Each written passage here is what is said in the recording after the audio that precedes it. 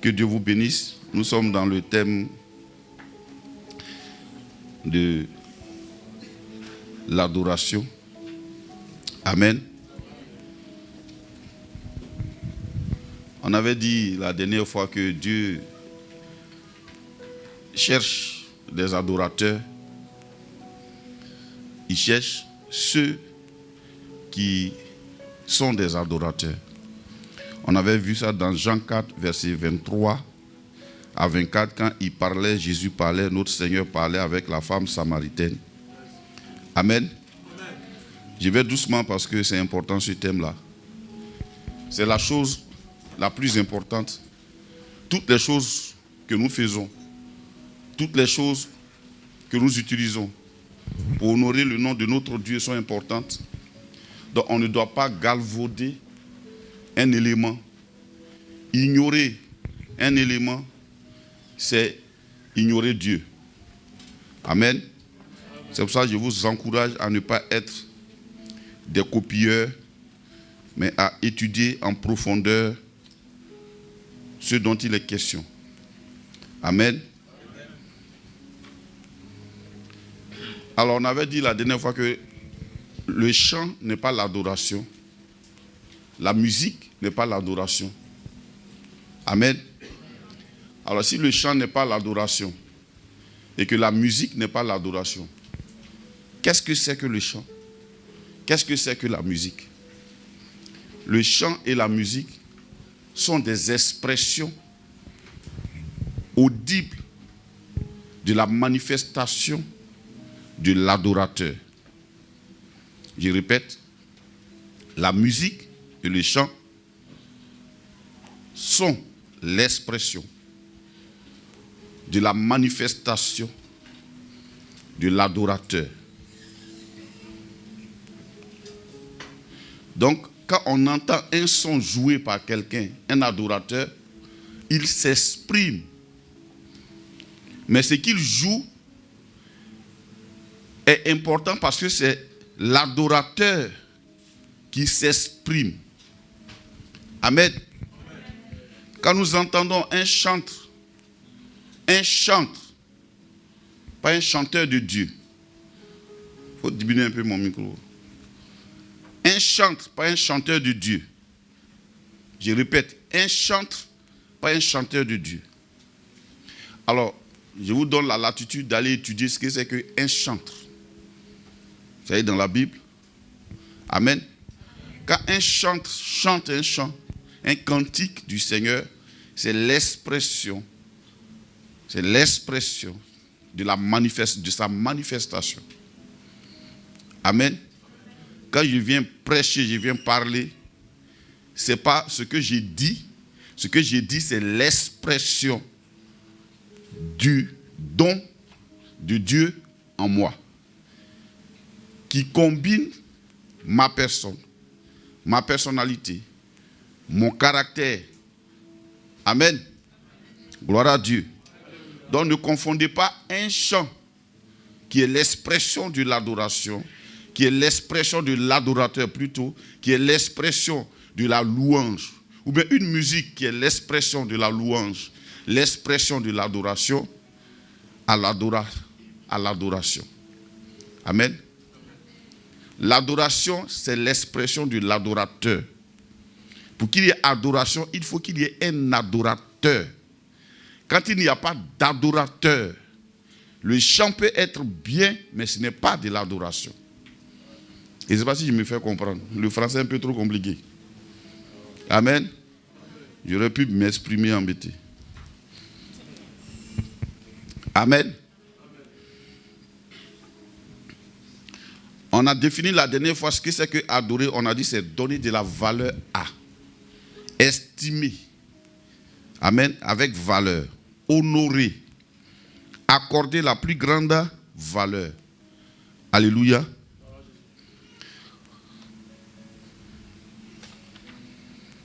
Si le chant, la musique sont des expressions, alors Jésus, donc, ce qu'il a dit est important. Il dit c'est de l'abondance du cœur que la bouche parle. Amen. Donc, l'adoration le chant d'adoration, la musique qui accompagne l'adoration, qui est aussi l'adoration, sont l'expression de ce dont l'auteur est rempli. Amen. Donc quand quelqu'un est en train de chanter, Dieu ne regarde pas sur tes lèvres, il regarde à l'intérieur de toi. Si ce que tu es en train de dire n'est pas en abondance à l'intérieur de toi, ça crie au ciel mensonge, mensonge, mensonge, menteur, menteur, mensonge.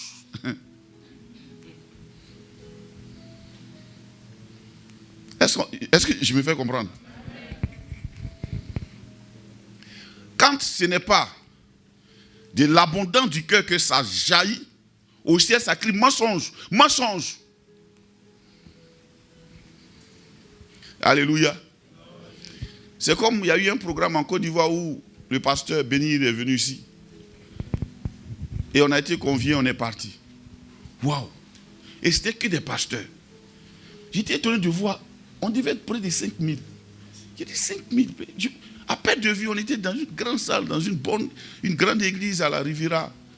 D'un vieux père qui n'est plus, qui est parti chez le père. Et on arrive, je vois des gens. Waouh! C'était merveilleux. On était dans le rang. Et presque 40% de ceux qui sont venus ont porté des abakos blancs.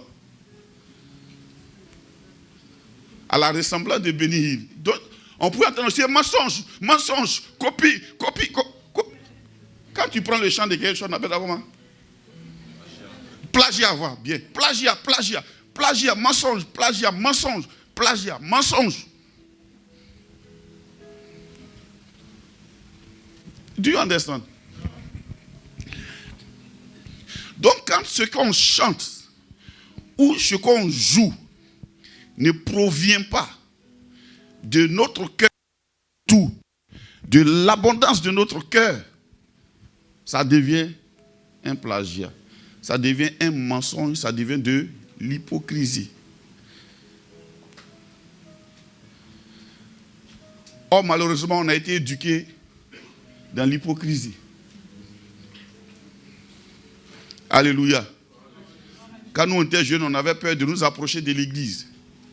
Parce que quand tu rentres dans une église évangélique nette, tu attends ainsi par l'Éternel. Mon frère. Et puis ils vont dire exactement où tu as dormi hier. Donc avant de partir à l'église, tu t'assures que frère, tu t'es bien répondu, tu t'es bien confessé. Vraiment, tu t'assures que c'est bon. Et puis tu t'en vas. Alléluia. Donc la chanson est importante. La musique est importante. On va aboutir un jour, même aux instruments. On va y arriver. C'est important. Quand on parle de ce qui se passe au ciel, on dit là-bas, il y a des harpes. Ça veut dire qu'il y a des instruments là-bas aussi. Amen. C'est important. Donc, un instrumentiste qui joue, je vais dire ça comme ça pour qu'on puisse me suivre, qui fait une adoration. Si ce n'est pas l'expression de son cœur, c'est du plagiat. Est-ce qu'on se comprend? Mais comment on va savoir que ce n'est pas l'expression de son cœur? Ce n'est pas l'expression de son cœur quand ce qu'il joue est adressé à lui et non à Dieu. En d'autres termes, il finit de s'accrocher à ça et puis dit, j'aime ça, ça me fait du bien. Vous avez déjà entendu ça, non? Voilà, ça me fait du bien. Ce cantique m'a fait du bien. Tu n'as pas adoré Dieu. Parce que ce cantique n'est pas fait pour que ça te fasse du bien. C'est fait pour que ça soit une consommation pour Dieu. Est-ce qu'on me suit? Bon, je ne m'exprime pas bien, mais je sais que vous allez bien comprendre aussi. Vous êtes intelligent. Alléluia. Si ce qu'on chante, si je me limite au fait que, parce que ça me fait que du bien, je chante cela, parce que j'aime ça, c'est mon style, ce n'est pas de la louange ni de l'adoration, puisque ça, ce n'est pas adressé à Dieu, c'est adressé à moi. Est-ce qu'on se suit? Donc, quand nous faisons quelque chose qui est en griffe l'adoration, bien la louange, posons-nous la question, à qui je m'adresse? Et pourquoi je le chante? Si je le chante parce que ça me fait du bien. Oh, on a tous dit ça. On est parti au culte, on te demande, le culte s'est bien passé? Oui, vraiment, ça m'a fait du bien. Ça m'a fait du bien. On a l'impression qu'on cherche un réconfort. Le culte, ce n'est pas un lieu de réconfort. Alléluia.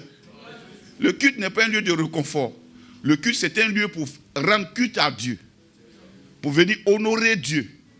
Pour estimer Dieu à une grande valeur. Au-dessus de tout ce que nous pouvons être et avoir et porter. Amen. C'est là où nous pouvons descendre toutes nos couronnes pour les poser à terre et nous coucher. On dit les 24 vieillards et les 4 êtres vivants. Les gens lèvent leurs couronnes et ils se prosternent. C'est-à-dire quoi? Ils se sous-estiment et ils surestiment Dieu.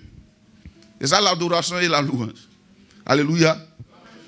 On va arriver à un moment donné devant là-bas où on va voir la différence entre la louange et l'adoration. Allons-y seulement. Tu peux aussi me devancer dans l'étude. Dans ces jours, on a fait tirer un livre d'un vieux père, d'un père dans la foi, qui n'est plus de ce monde, mais qui a beaucoup travaillé sur ces sujets. Alléluia. Je vous encourage à ne pas seulement consommer. Je vous encourage à chercher le danger. C'est comme dans le milieu de vie. Tu vas voir, quelqu'un va dire, je vais travailler. Je veux de l'argent.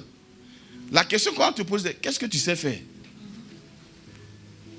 Non, je suis le premier de ma famille, ce n'est pas important. Nous, on n'est pas là parce qu'on ne fait pas partie de ta famille. Tu sais faire quoi?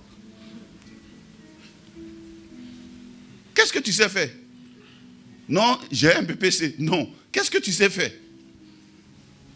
Non, j'ai un bac. Non, ça, ce n'est pas important. Tu sais faire quoi? Tu ne sais rien faire, va te faire former. Quand tu sauras faire quelque chose, alors tu viendras chercher pour faire ce que tu sais faire. Alléluia. Alors, donc, ce matin, on va aller droit au but sur les objectifs ou bien ce que ça nous fait, l'adoration. Pourquoi Jésus dit qu'il cherche des adorateurs? Alléluia. Pourquoi il n'a pas dit je cherche une adoration? Il dit le Père cherche des adorateurs. En plus, des vrais. Quand il dit c'est vrai, ça veut dire que ce qu'eux ils disent et ce qui est à l'intérieur d'eux-mêmes est conforme. Des vrais. Pas des faux. Amen. J'ai pris que je sois délivré ce matin de tout ce qui est fausseté. Le faux te permet de te cacher, comme Adam et Ève, sous des petites feuilles de figuier. Pour un instant, mais ça va sécher. Et tout le monde saura. Ah ben, tout le monde va découvrir ça. Ah bon. Ah, c'est comme ça que tu es. Et donc c'est comme ça que tu es. Mieux vaut te présenter tel que tu es, c'est mieux, tu gagnes du temps. Quand tu arrives de loin, est-ce qu'on sait qui tu es? Et ce n'est pas du camouflage. Vous voyez, dans le désert, il y a des serpents qui ont la même couleur que le sable. Donc, il se camoufle et puis il est là. Tu vas penser qu'il n'y a rien que c'est le sable. Tu montes, c'est un camouflage. Amen. Au point que souvent, le gars arrive à la direction, bien à la prédication, et puis il change de voix. Ah, frère, Dieu va nous faire du bien ce matin. Je vous assure que l'Éternel est présent. Alléluia. Mon frère, qu'est-ce que tu as fait comme ça? On était ensemble hier, tu ne parlais pas comme ça, il y a quoi? On a même placalé là hier. Qu'est-ce qui se passe? D'où vient que tu as commencé à ajouter R parce que tu veux choco? Ça ne va pas avec toi, parce que tes lèvres ne sont pas faites pour choco. Donc il faut arrêter ça. Alléluia. On n'a pas les lèvres pour choco. Amen. Il y a des lèvres qui sont faites pour choco, il y a des lèvres qui ne sont pas faites pour choco. Alléluia. Gloire à Dieu. Tu n'as pas... Mais tu ne parles pas comme ça. Si tu chocoles habituellement, il n'y a pas de souci. Je n'ai pas dit que ceux qui chocolent pêchent. Mais si tu chocoles habituellement, il n'y a pas de souci. Je sais que ma fille, là, elle parle en chocobissant. Alléluia. Voilà, c'est comme ça elle parle. Mais toi, tu ne parles pas comme ça. Du coup, on te donne le micro. Alléluia. Est-ce qu'on peut bénir le nom du Seigneur, s'il vous plaît? Qu'est-ce que tu veux faire? Mon frère, où tu veux nous amener? Il y a quoi? On t'a fait quoi? Parce qu'on va descendre, on va aller manger le gaba et tu vas arracher le poisson là. Donne ça. Mais pourquoi tu fais ça? Pourquoi tu fais ça? Alléluia.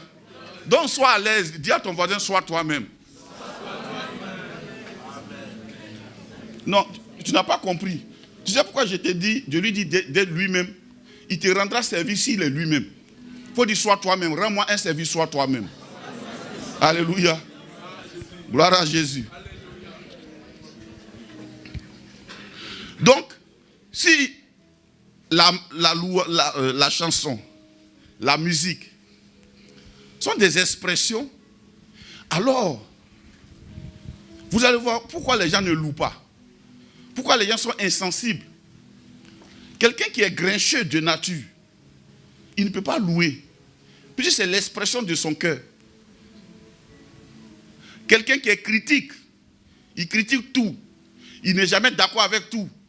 Très souvent, il devient Corée, Dathan Abiram. On a tous médité, j'espère. Parce que la Bible, là, ce n'est pas moi qui l'ai écrite. Donc elle nous parle à nous tous. Corée, Dathan, Abiram, et puis qui encore? On. Amen. On. Regarde son nom. On. Vous voyez? C'était des Lévites, c'était des gens qui étaient dans le temple, qui devaient servir dans la tente d'assignation, mais qui à un moment donné ont commencé à voir. Pourtant, on lit dans Somme cantique des fils de Corée. N'est-ce pas? On les chante. Mais quand tu lis dans Nombre, tu dis plagiat. Attention, hypocrisie. Comment vous chantez comme ça bien et puis vous vous êtes comportés comme si? Moïse ne s'attendait pas à eux parce qu'ils s'étaient camouflés. Dis à ton voisin, s'il te plaît, sois toi-même quand on est ensemble. Voilà. Ne fais pas semblant de ne pas avoir faim pendant que tu souffres. Alléluia. La plupart du temps, c'est le signe de l'orgueil. Oh, Dieu n'aime pas l'orgueil. Voilà pourquoi il n'accepte pas des adorations. Il dit, il résiste aux orgueilleux. Alléluia. L'orgueil, c'est celui qui ne veut pas qu'on parle de lui. Donc, il ne veut pas déranger les rangs. Il est dans son coin. Je suis dans mon coin.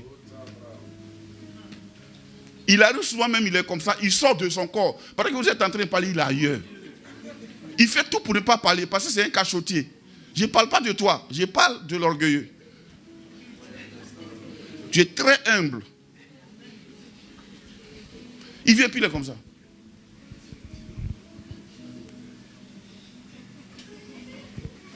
En fait, il a peur de parler. Tellement il a caché des choses. On ne sait rien, on n'a même pas envie de savoir. Sois à l'aise. Dis à ton voisin, sois à l'aise. Et c'est ce qui tue beaucoup de personnes. Tu peux vivre 3 jours avec lui. Si jamais on fait une retraite de 3 jours ici, il y a des gens qui ne vont pas dire « ah » et puis ils vont sortir. Parce qu'ils n'ont pas envie de parler. Pourquoi tu te tortures comme ça?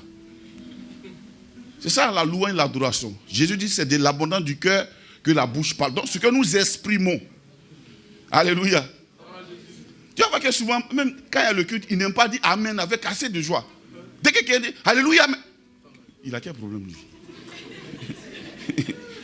Alléluia. Mais il a quel problème? Il n'a pas de problème. C'est l'expression de ce qui est à l'intérieur de lui. Si on te presse, qu'est-ce qui va sortir? Quand on presse une orange, c'est le jus qui sort, jus d'orange, et puis on boit. La pomme, c'est jus de pomme. Si on te presse, qu'est-ce qui sort? C'est ça l'adoration. Si c'est Dieu qui est à l'intérieur de toi, quand on te presse, on sentira les molécules, on sentira l'odeur du Saint-Esprit. Je ne parle pas de l'odeur du Saint-Esprit modélée par l'homme. Vous savez, il y a le Saint-Esprit qu'on dit, c'est le Saint-Esprit. Et puis, il y a le Saint-Esprit, vrai Saint-Esprit. Alléluia. Je me rappelle quand j'étais jeune, un homme de Dieu m'a dit, non, moi Dieu ne peut pas m'appeler. Il m'a dit ça. Pourquoi? Parce qu'il y a une ligne, il y a un canevas, il y a un caractère, il y a un manteau qu'on a cousu, qu'un appelé devait porter, qui devait rentrer à un appelé. Même si ça ne rentre pas, il devait tout faire pour qu'il soit conforme à ça. Et on appelait ça l'humilité. Alléluia. Bon, moi, je ne rentrais pas vraiment dedans. Et j'ai béni Dieu, je ne cherchais pas à rentrer dedans. C'était un siècle où tout le monde était devenu curieusement lent.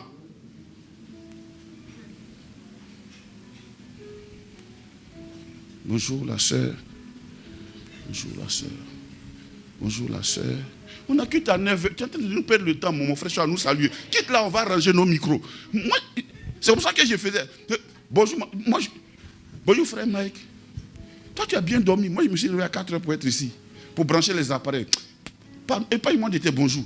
Je suis en train de placer les barbes, je suis en train de transpirer. Et le gars vient, bonjour, frère Mike. Tu peux au moins t'asseoir. Quand moi, il finit de transpirer, tu peux me saluer à la fin. Donc, quand je ne réponds pas, le frère, il est orgueilleux, vraiment.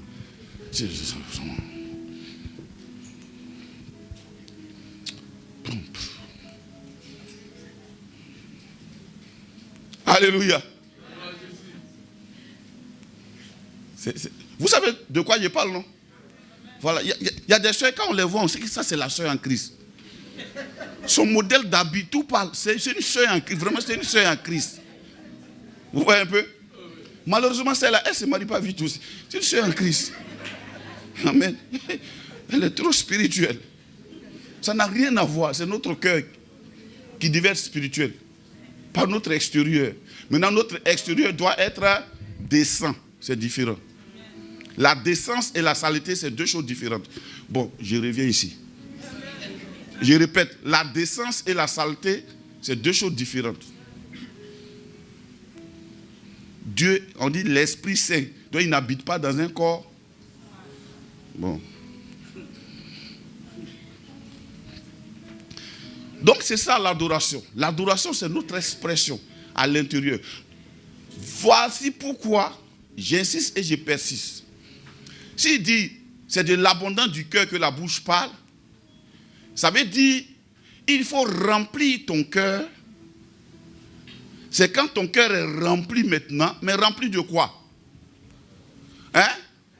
De la parole de Dieu. Rempli de la parole de Dieu. Au point que la parole de Dieu étant remplie dans ton esprit, dans ton cœur, à l'intérieur de toi, quand tu t'exprimes, ça ressemble au vocabulaire de Jésus. On te regarde, on a l'impression que tu as envie de dire aux gens, dépêchez-vous, passons de l'autre bord. Oh, celui qui n'est pas rempli de la parole de Dieu dira, on a tout le temps. On a fini d'évangéliser, allons de l'autre côté. Celui qui n'est pas rempli de la parole de Dieu dira, on vient juste de faire, quand même, reposons-nous. Alléluia. Celui qui est rempli de la parole de Jésus dira, je suis un serviteur inutile. Alors ce n'est pas parce qu'on a fait 3-4 programmes que maintenant je mérite de me marier. Et qu'après s'il n'y a pas de mariage, je deviens bizarre. Est-ce qu'on se comprend? Mais celui qui est rempli de la parole de Jésus dira, je suis un serviteur inutile. Même quand il a fini de faire ça, il peut me donner encore une autre tâche. Sans que je n'ai rien à revendiquer. Amen. Donc l'adoration, c'est l'expression de ce qui est à l'intérieur de nous. Alléluia. Qu'est-ce qui est à l'intérieur de toi et de moi? Qu'est-ce que tu as mis à l'intérieur de toi?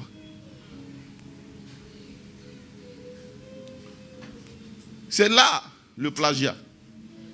Tu ne peux pas passer tout ton temps à regarder comment est-ce qu'on se maquille, comment est-ce qu'on s'habille, les perruques là sont faites en quoi, c'est comment. Remplis ton cœur de tout ça, de tout ce qui est influenceuse, et puis croire que quand on t'est piqué, ce qui va sortir c'est Jésus. Impossible. Tu ne peux pas être tout le temps dans les lieux où on mange agouti, braisé, agouti temps, agouti braisé. Tu es trop dans le milieu des mondains, et puis tu vas penser que quand on te pèse, Jésus sortira. Jésus ne sortira pas. Ce qui sortira, c'est le milieu que tu fréquentes. D'abord, celui qui fréquente les sages, il devient sage. Quelles sont tes fréquentations? C'est un traitement pour être rempli. Si tu n'as pas vécu avec notre mère Sarah, tu ne peux pas ressembler à Sarah. Or, tu es fille de Sarah. Si tu n'as pas vécu avec la sœur Esther, tu risques de passer à côté d'Assuérus. Si tu n'as pas écouté Assuérus, tu risques de rater Esther. Et de prendre celles qui se sont badigeonnées. Non, je n'ai pas d'Assuérus. Assuérus, le roi, qui a marié Esther. Toutes les filles étaient belles. Mais Esther avait une particularité. Elle connaissait l'histoire, même ce qui allait venir. Elle était instruite par Mardoché. Alors de quoi tu es rempli? Si tu es tellement rempli de mariage, tu seras là en train d'espérer partout et de croire partout et de chercher à t'asseoir en fonction de tes orientations et de tes attentes. Et tu vas rater Jésus. Alléluia. Est-ce que je me fais comprendre? Alors de quoi tu es rempli? De l'argent. Tu peux aimer l'argent au point que même tu calcules avec Dieu. De quoi tu es rempli? On a dit, hein, l'adoration c'est estimer avec valeur. Ce que tu estimes. Jésus, j'aime sa façon de parler. Tu vois, il a une façon d'enseigner qui est intéressante. Il dit, là où est ton trésor, là est ton cœur. L'adoration, c'est ton cœur qui suit ton trésor. Alléluia. Oh, l'argent est dangereux. Voilà pourquoi c'est aussi un moyen d'adoration. Le pouvoir est dangereux. Hier, j'ai goûté à ça un peu. Ouh, c'est chic. Même avant de descendre, on ouvre. Avant d'aller t'asseoir, on va vérifier où tu attends. C'est chic. J'étais assis derrière et dit, mais dis donc, la vie est belle. Alléluia. Gloire à Jésus. Alléluia. Mais c'est pour l'homme en fait, frère. Je ne te dis pas de ne pas avoir ça. C'est pour l'homme, c'est fait pour l'homme. Ayons ça. Mais prenons ça pour adorer Dieu. C'est de ça qu'il est question. Amen. Donc, l'expression de ton intérieur. Tu peux être en train d'attendre quelque chose. Ça, c'est pour le chômeur. Il attend tellement un travail, il n'a pas d'autre oreille que travail. S'il arrive ici et qu'on ne prêche pas trop sur la puissance de Dieu qui va t'accorder du travail, il est prêt à sortir. Prochain qui non, vraiment, quand je n'ai pas senti Dieu. Tu voulais sentir quoi? Bon, dis-moi comment on sent Dieu. Moi, je vais sentir Dieu. Comment on sent Dieu? Tu es venu, tu n'as pas senti Dieu. Tu n'as peut-être pas senti Dieu parce qu'on a touché ton péché. Tu as pensé qu'on te grondait. Oh, on m'a trop grondé. David dit, il m'est bon d'être humilié afin d'apprendre tes statuts. Il y a des démons qui sortent lorsque tu es humilié en public. Parce que tu sauras ce que ça fait. C'est facile d'attraper un micro et de crier sur tout le monde. Bam, bam, bam. Le jour où on met pour toi, bam, tu te rends compte que c'est ce que ça fait aux gens. C'est ce que ça fait. C'est exactement ce que ça fait. Alléluia. Gloire à Dieu. Tu n'es tellement pas rempli de la parole de Dieu. Si tu n'es pas rempli de la parole de Dieu, tu vas croire tout ce que tu crois quand tu penses au mariage. Ma soeur, à quoi tu t'attendais? Le mariage est différent de tout ce à quoi les jeunes filles croient. Je t'assure, toi qui n'es pas encore, toi qui es assis là, qui n'es pas encore marié, c'est pas ce que tu crois.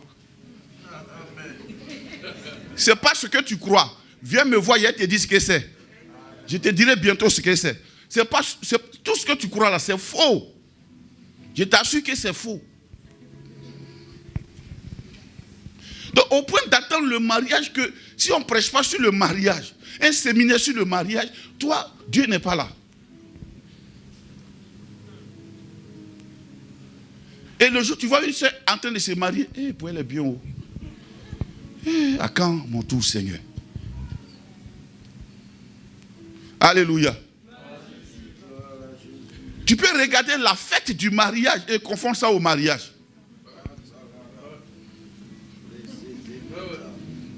Il y a plein qui ne sont pas mariés parce qu'elles attendent la fête du mariage. Elles attendent qu'on dise, mais on est parti à son mari, c'était grand. On a doté toutes mes soeurs avec au moins un bœuf. Pourquoi moi? Pourquoi pas moi?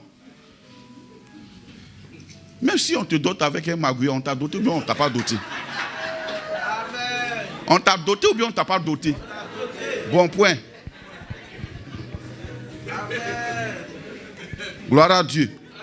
Donc, vous voyez, c'est ce dont nous sommes remplis que nous manifestons. Et pour être rempli de quelque chose, il y a deux voies d'entrée. Alléluia. Tu es marié ou bien tu n'es pas marié? Oui, mais tu es marié, non? Que tu aies porté robe blanche ou pas. De toute façon, ceux qui ont créé la robe blanche, là, ça a une signification. Ne porte pas ça quand tu n'es pas... Ça a été créé pour quelque chose. Quand tu vois quelqu'un porter une robe blanche, ça veut dire qu'elle est ce qu'elle exprime là. Bon, tu n'es pas ça, tu veux que ça soit robe blanche forcément. Mais il faut porter un pain de chez nous, tu allais te marier, c'est mieux. Tu es déjà un Zassa. Sois un Zassa. Accepte-le. Alléluia. Gloire à Jésus. Non, je parle de l'adoration. Ça fait partie de l'adoration. On dira plagiat.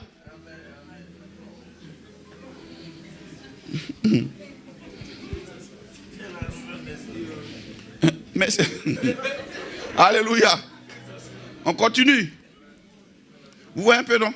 Donc, c'est l'expression. C'est ce dont nous sommes remplis. Or, comment on fait pour remplir? Nous avons deux voies d'accès pour remplir notre être.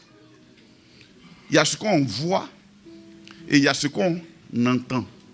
Ce que tu entends va directement dans ton cœur. Je répète, ce que tu entends va directement. Tu ne feras pas exprès, mais tu vas exprimer, manifester ce que tu as entendu.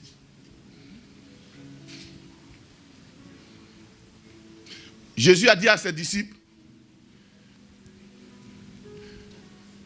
il dit de se méfier de ce qu'on entend et de la manière, il dit gardez-vous. Hein? Prenez garde à ce que vous entendez et à la manière dont vous entendez. Donc il y a ce qu'on entend et il y a la manière dont on entend. Tu peux être en train de regarder le même film à la télé que quelqu'un qui sait entendre et puis vous n'allez pas avoir la même conclusion. Il peut prendre un film païen pour enseigner alors que toi tu as regardé le film païen, toi tu as sûrement vu là où le brave est tombé. Et puis il s'est relevé, il a tué le bandit.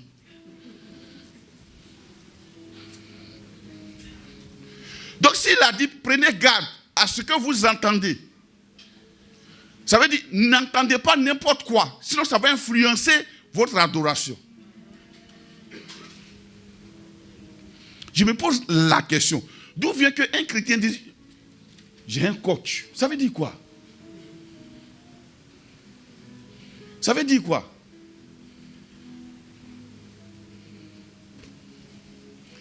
Moi j'ai un livre sur le coach, je n'ai même pas lu. Quelqu'un m'a envoyé, je n'ai même pas lu. Je vous assure. Pourquoi? Jésus n'a pas établi des coachs.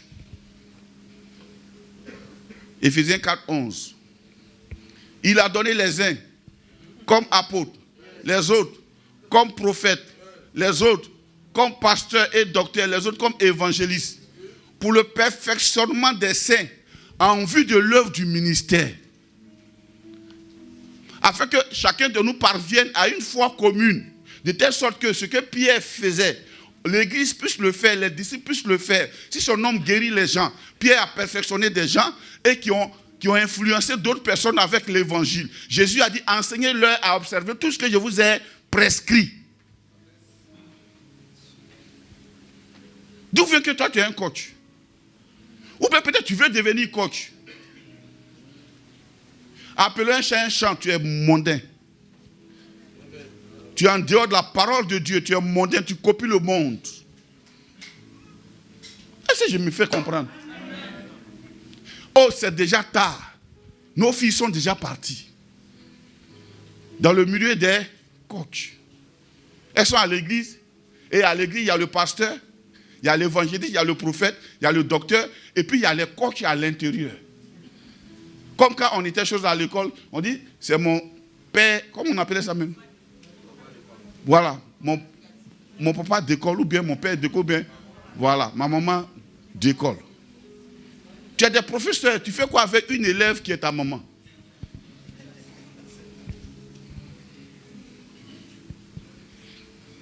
Est-ce que je me fais comprendre? Bon, si tu veux être un adorateur, descends cette coach, descends là. Tu n'es pas obligé de lui parler. Enlève ton oreille là-bas alors. Jésus, la parole authentique est là. Tu fais quoi avec un coach?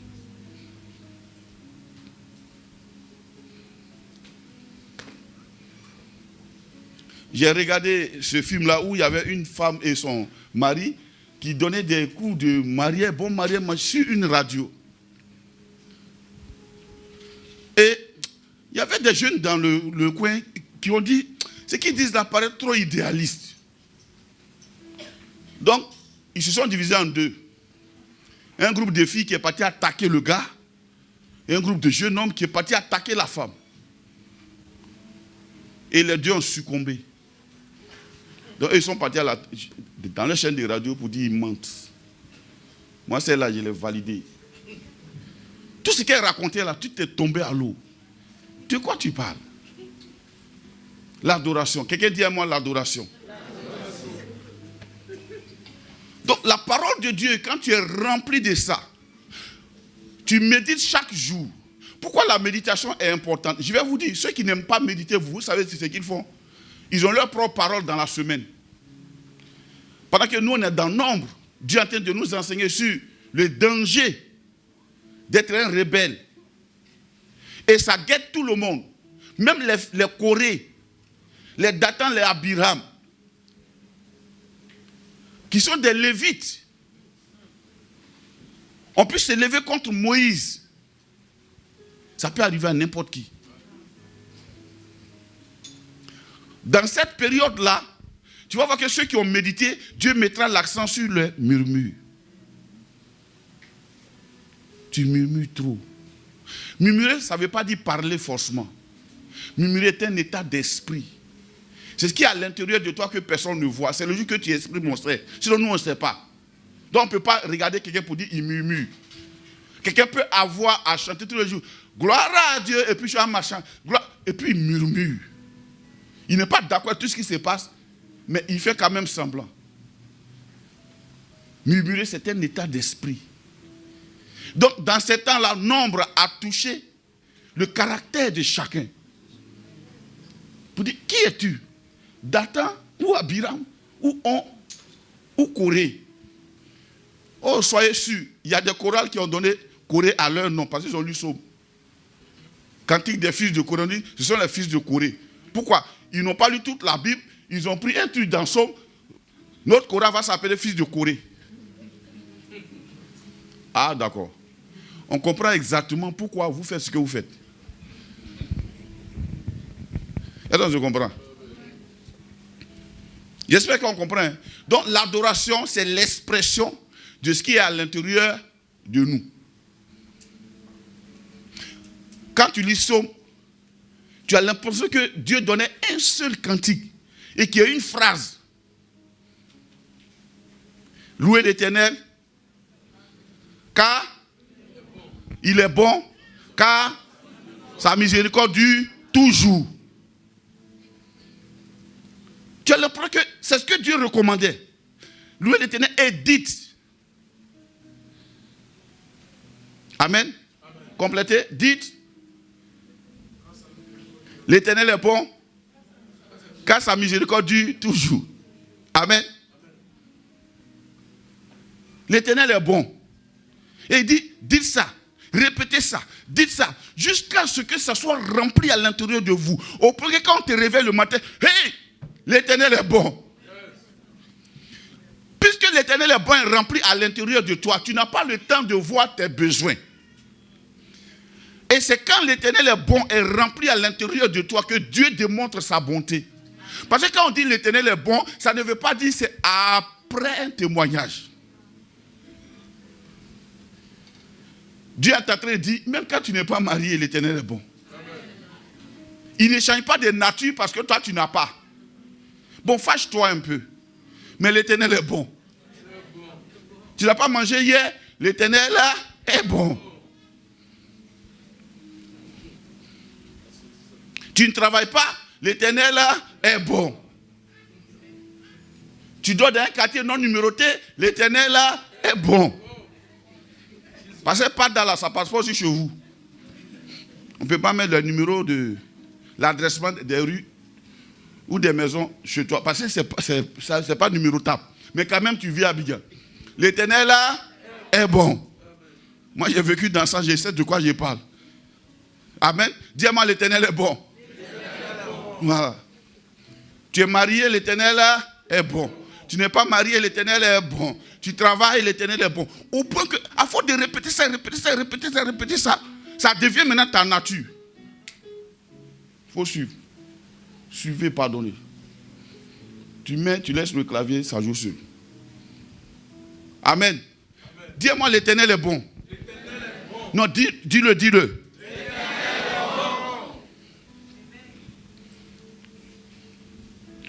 Quand ça c'est à l'intérieur de toi, tu vois la voiture de quelqu'un passer, tu dis l'Éternel est bon. Sinon tu vas dire les voleurs du pays. Ouais, ils nous font ça propre. Vous voyez un peu? Dis-moi l'Éternel est bon. Ah. Si c'est Nebuchadnezzar, c'est pas Nebuchadnezzar, l'Éternel là est bon. Donc Dieu lui disait ça dans son... Dit l'Éternel, car sa miséricorde dure à toujours. Amen. Sa miséricorde dure à toujours. C'est comme si tu es en train de dire, Dieu t'a fait miséricorde. Tu es assis ici ce matin parce que Dieu t'a fait miséricorde. Amen. Sinon, si Dieu regarde à ce que tu as fait, toi, tu parles, Dieu va soulever ton dossier, il va te montrer. Tu vas jeûner 45 jours, tu ne vas pas finir de pleurer. Sa miséricorde dure à toujours.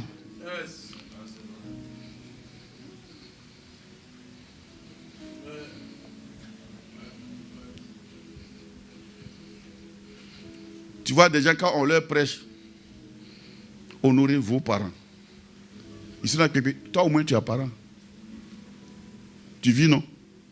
Si tu es là aujourd'hui, là, c'est parce qu'on ne t'a pas avorté. Sinon toi-même là, tu as avorté, non? Mais toi on ne t'a pas avorté. Ou bien? Sa miséricorde dure à toujours. Si tu veux rentrer en jugement de Dieu, il y a la loi. Plus tu connais la loi, plus tu comprends la grâce. C'est quoi? La Bible dit, la grâce ne sied pas aux méchants. Parce que quand quelqu'un connaît la loi, pourquoi Dieu a prévu qu'avant que Christ ne vienne, il envoie la loi. Il dit, il a envoyé la loi pour vous amener à la grâce. La loi est donc ce précurseur qui vient avant Christ. Quand tu connais la loi, tu te rends compte que je ne peux pas me sauver, je suis perdu. C'est là que tu as besoin de sauveur. Mais quand tu n'as pas connu la loi, tu parles trop facilement. Tu te plains seulement. Quelqu'un qui n'a pas connu la disette, quand Dieu le met dans l'abondance, ou bien qui a connu la disette, mais qui a oublié la disette, quand Dieu le met dans l'abondance, il ne peut même pas payer un grain de riz pour penser aux pauvres. Il te dira, il faut que Dieu me parle d'abord. Ah bon? Tu penses que tous ceux qui t'ont fait du bien hier, Dieu leur a parlé. Mon frère, tu es méchant. Dieu n'a pas besoin de te parler pour faire du bien.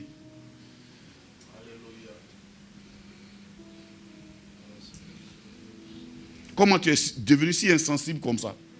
Tu riais les gens. Et puis ils sont dans les besoins.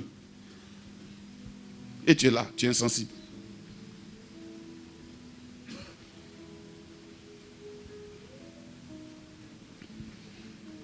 Frère, si je veux parler de l'insensibilité, on va pleurer. Vous voulez que je touche un point? Regardez nos enfants là. Ils mangent biscuit à la boutique. Biscuit. Vos enfants mangent biscuit à la boutique. De quoi un enfant a besoin? Un peu de vermicelle, attiqué mélangé avec un peu de beurre. La servante peut faire ça matin, mettre ça dans des bols, pour que tous les enfants mangent ensemble. À 10 h, je suis à l'école, ils ont les goûter. Pourquoi c'est le dimanche, on leur donne des biscuits durs? Je peux continuer? Ah bon, d'accord. C'est bon. L'adoration. Dis-moi adoration. Donc c'est ce dont tu es rempli. Tu es tellement rempli de plaintes que dès qu'on te touche cette plainte, oh, tu peux te réjouir de tout ce que tu as tous les jours. Amen. Ce que tu as là. Frère, il y en a qui n'ont pas. Réjouis-toi. Non, non, moi j'ai pas ça. Non, maman, j'ai pas ça. Non. Mon frère, moi avant-hier, ma grande soeur, elle s'appelle Menakale Ayekbe Bertine. Je m'appelle Menakale Bissouma Michel. Sa fille, j'ai fréquenté avec elle, elle est morte, ils l'ont enterrée hier. Mais pendant ce temps, j'étais à Lakota, aux obsèques de la maman d'un de mes fils spirituels. Nous, on perd des gens tous les jours, que vous ne pouvez même pas vous imaginer. Mais, j'ai dit oui au sacerdoce. Le Seigneur me dit, va soutenir cet enfant. Et il me montre à quel événement cet enfant est toujours engagé. Je ne devais pas partir. Hein. J'ai dit non, il faut qu'il parte. Mais ceux à qui je suis quitté là-bas peuvent témoigner que c'était important qu'on soit là-bas.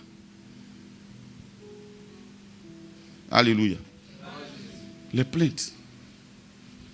Tu peux être là en train de te plaindre et puis des gens meurent à côté de toi, tu deviens insensible. Oh, Dieu veut que nous soyons sensibles.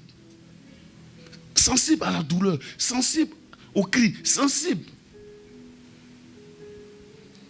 Sensibles d'abord pour le royaume. Parce que la Bible est claire, il dit, si tu veux faire du bien, commence d'abord par la maison de Dieu. Il ne faut pas faire comme nos vieux pères avant. On chante son nom dans Maki, dit Guy, il chante son nom, il discipline là-bas dans Maki, ses enfants ne mangent pas. Dieu dit non, il ne faut pas en faire ça. On regarde à côté de toi. Amen. Donc l'adoration, donc je disais, il y a deux portes d'entrée dans notre cœur. La première porte, nos oreilles, ce que nous entendons. Frère, la plupart des gens qui ont regardé les films brésiliens, conclusion qu'elles ont créée, il n'y a pas bon garçon. Ou bien, elles ont tellement regardé ça que, où Rodrigo trompe machin, et puis après le prêtre au courant, et tout le monde au courant autour. Et personne ne dit. À la fin, non, garçon, il n'y a pas son fidèle.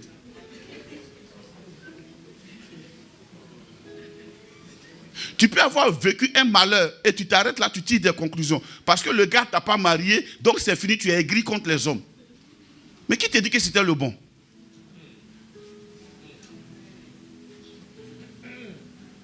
Pas qu'il est mauvais, mais il n'est pas bon pour toi.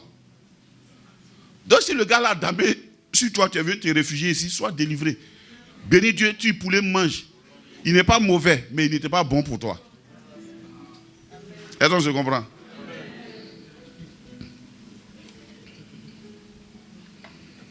Ce que tu entends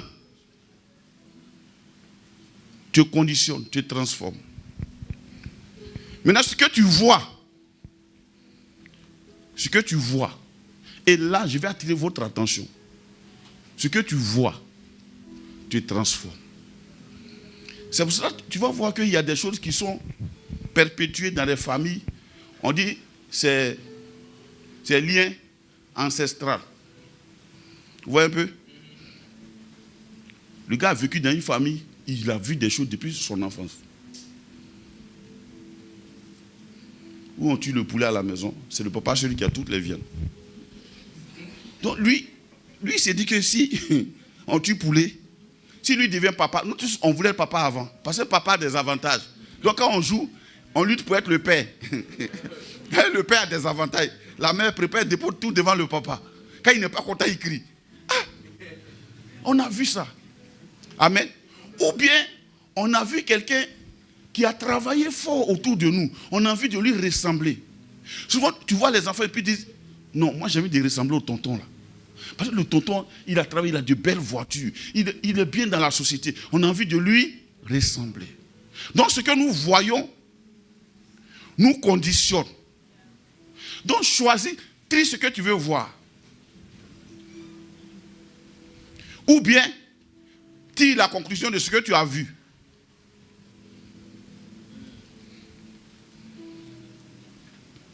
Est-ce que je me fais comprendre? Qu'est-ce que toi tu vois tous les jours?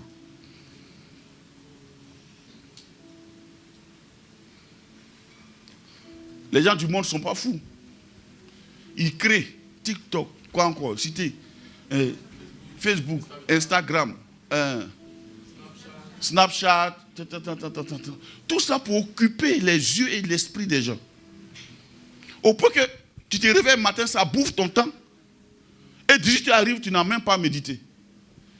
Mais pourquoi tu n'as pas médité? Tu ne peux pas dire pourquoi. Parce que le pasteur aussi n'est pas bête.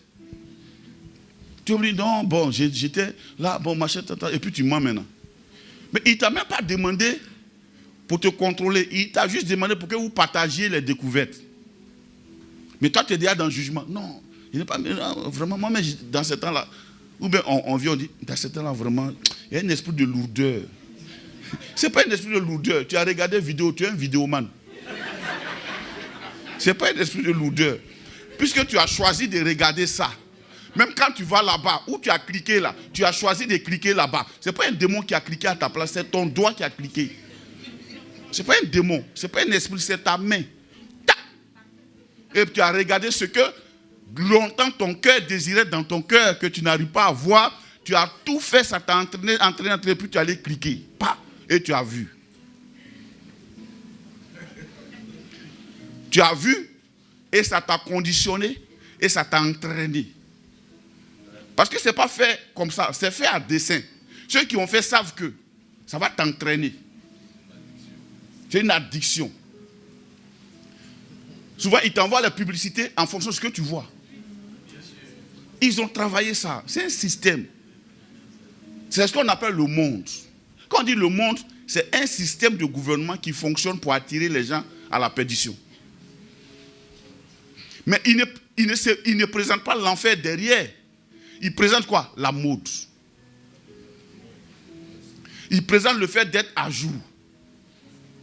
Tu es à la page. Et il y a un vocabulaire qui accompagne. Taguez-moi lui là. Mais je comprends. Il dit, mais taguer, ça veut dire quoi? C'est comme on tag. Je ne sais pas. Est-ce que vous voyez un peu, non? Hein? Ou bien épingler, quelque chose comme ça. Vous voyez? Vous voyez un peu? Ça fait que souvent, j'ai un ordinateur même, il y a des fois, il y a des choses que je ne sais pas. Tellement. Vous voyez un peu? Mais ils ont fait ça à dessein. Au point que depuis tes 15 ans, tu es dans l'addiction. Tu t'envoies seulement. Tu es chez tes parents, mais tu es éduqué par un écran. C'est l'écran qui te définit comment devait être ton père. Et tu n'apprécies plus le père physique que tu vois. Aujourd'hui, les écrans ont défini comment devait être une église. Comment devait être un pasteur. Au point que nous, quand on sélectionne les pasteurs, on dit non, éliminer. Quand ton image passe, pas. Mais quand il y a une autre image qu'on aime, ah ouais, ça c'est bon. On like.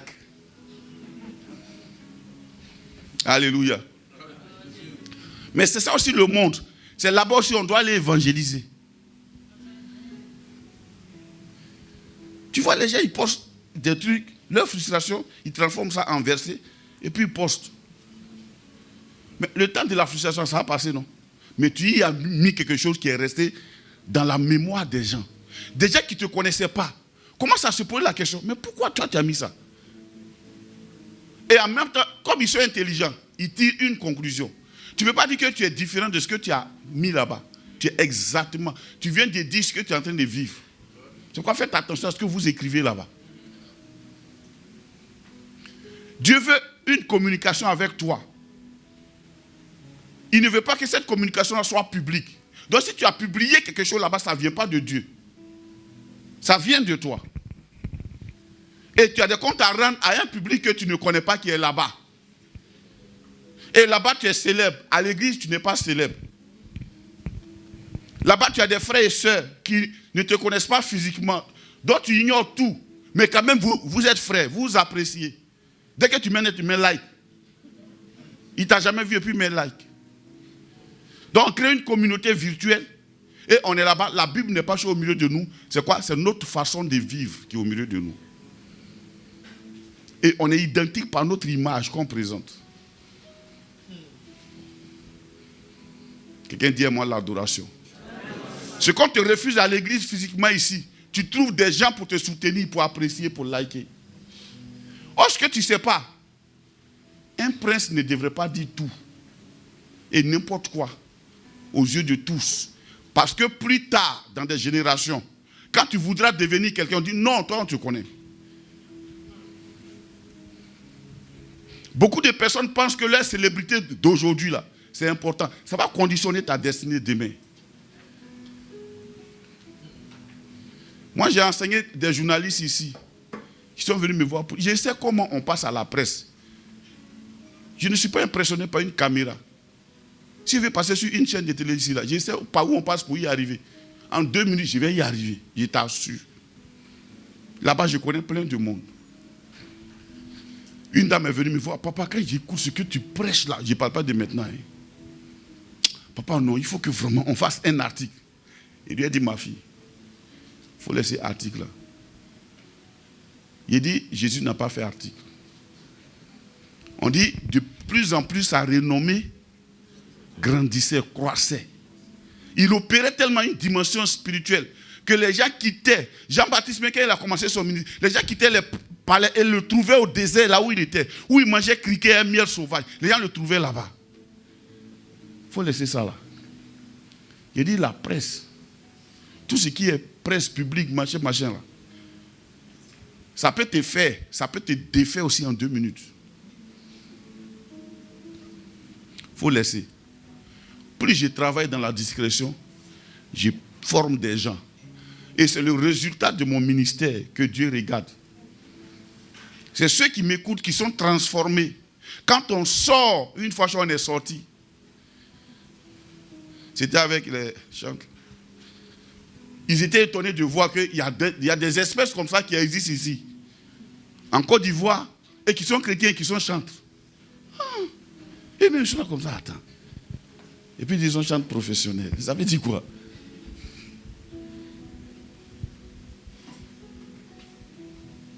Ça veut dire quoi? Bon. Ça les a aidés. Souvent ils disent, ah nous on est bien. Nous on est bien. Sors un peu, tu verras que tu es bien. Ici tu peux me maudire. Sors un peu et tu verras que tu es bien. Tu es bien. Frère, tu es bien. Et puis moi, je sais que tu es bien. Jésus n'a pas besoin de foule. Pour gagner le monde entier, il a plus de 12 personnes. 12. Si tu as pu trouver 12 qui t'écoutent, c'est encore plus efficace qu'une foule qui ne t'écoute pas, mais qui copie ton mode de vie apparent. Tu t'habilles bien. Ah, voilà ça. On te présente. L'adoration. De quoi tu es rempli? Je reviens à la question importante. De quoi tu es rempli? C'est pour cela qu'on doit méditer tous les jours. De quoi est-ce que tu es rempli? Vous savez, souvent il y a des déceptions familiales. Vous savez pourquoi? Tu t'es tellement rempli de ta famille, il fallait que la déception vienne de là-bas pour que tu sois tranquille à l'église. Parce que je t'assure, il y en a qui vont faire des réunions de famille, même les dimanches. Il reporte un culte. Il s'absente parce qu'il a une réunion. Le tonton là nous a demandé d'être présent. Je suis obligé d'aller là-bas. De quoi tu es rempli? De ta famille ou bien de Jésus? De tes coutumes ou bien de Jésus?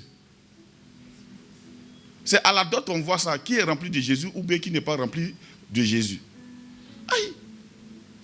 Comment toi on peut encore t'exiger ce genre de choses, de vilaines choses là? Pourquoi? Parce que tu veux leur plaire.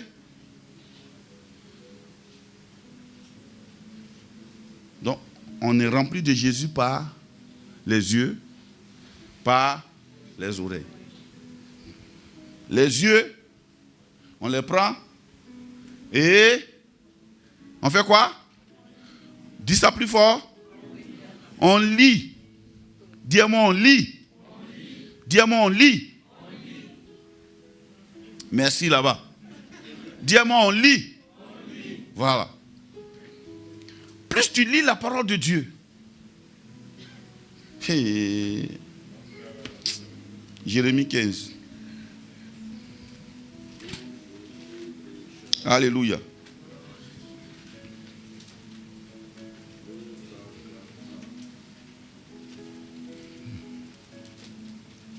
Verset 16.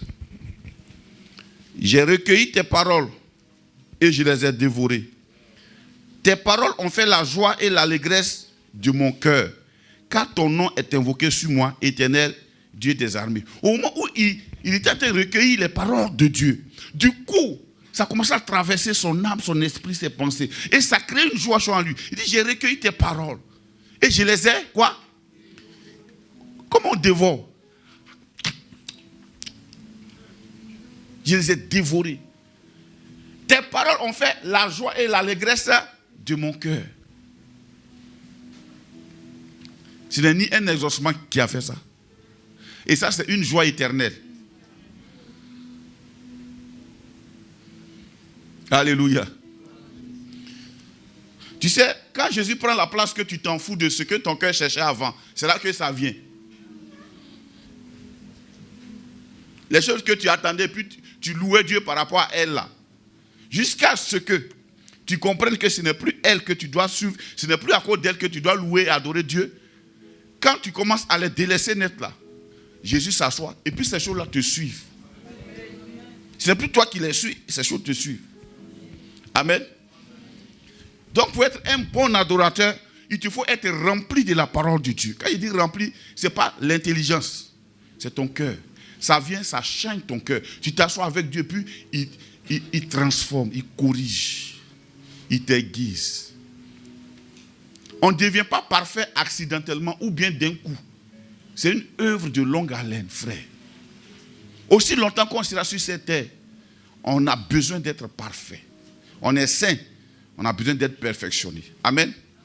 Gloire à Dieu.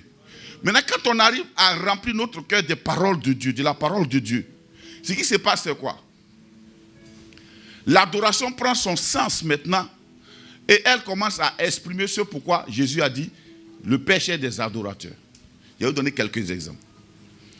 Israël est en guerre, Juda est en guerre. Et ils sont partis au front avec les chevaux. Il n'y a pas d'eau. Ils appellent un prophète. Je crois que c'est qui? Miché ou bien Miché. Ils appellent un prophète. Il dit à Josaphat, si ce n'était pas à cause de toi, je n'allais pas venir. Et il va au front avec eux. Ils ont besoin d'eau. Les chevaux sont là. Les gens sont fatigués. Les hommes ont besoin d'eau. Les chevaux ont besoin d'eau. Il n'y a pas d'eau. L'adorateur qui adore suscite une provision là où on ne peut pas penser. Quand Jésus a dit, le Père a besoin d'adorateurs, en d'autres termes, il a besoin des gens qu'il va utiliser pour susciter une provision extraordinaire. Le gars arrive et puis il dit, envoyez-moi un joueur de harpe.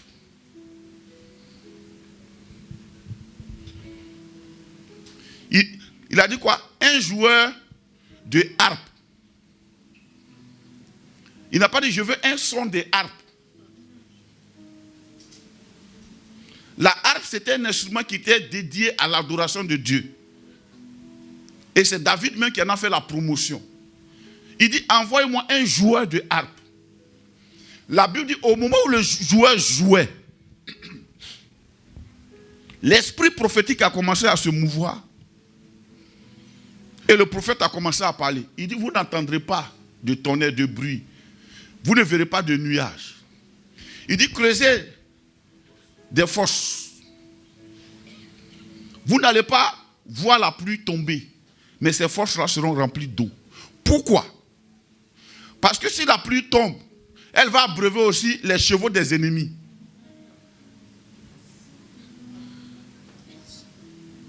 Mais vous, vos fosses seront remplies. L'adoration, l'expression de l'adoration qui est le jeu des harpes. L'adorateur est venu, quand il a commencé à jouer, l'eau est venue dans les fosses. On dit au moment de l'offrande, l'eau a commencé. Là encore, on parle encore des choses dont on n'aime pas entendre. Dis-moi offrande. Ah, c'est bizarre, hein? L'eau est venue. Alléluia.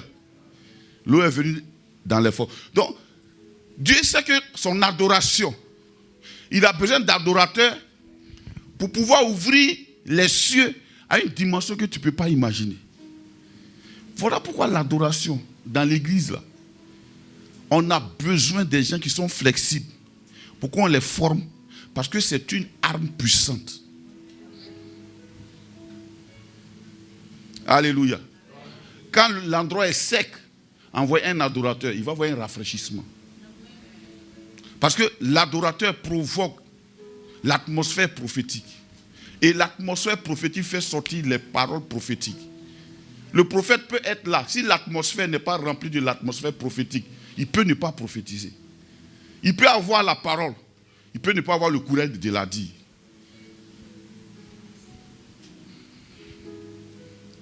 L'adoration. L'adorateur, il est important. Un bon matin, les gens vont en guerre. La Bible dit, Josaphat, le roi, il réunit tout Israël. Et la parole prophétique sort, on dit, mettez les chantres devant. Je suis sûr que si cette expérience était faite en Afrique et un peu partout dans le monde aujourd'hui, il y aurait moins de candidats à être chantres. C'est quand ils sont rassasiés, ils sont rentrés dans un studio, ils ont sorti un CD, je suis chantre. On dit il y a la guerre. Les chars de l'ennemi entendent, tu entends les calèbres, on dit vous, prenez vos trompettes, mettez-vous devant.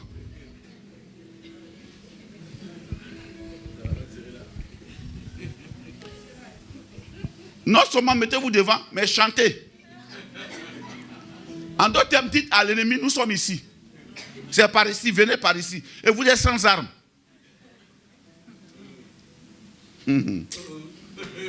Quelqu'un dit à moi, l'adorateur. Parce que dans l'adorateur, il y a un esprit d'obéissance qui te permet de pouvoir quand même croire que tu ne seras pas tué quand l'esprit prophétique dit, mets-toi au devant de la guerre. Parce que l'adoration, Dieu suscite l'adoration du milieu souvent des crises pour faire voir sa gloire. Il dit mettez-les devant. Et les gars sont devant, ça chante. Car il est glorieux et digne. Pendant qu'ils sont en train de chanter, la Bible dit les ennemis se sont entretués eux-mêmes.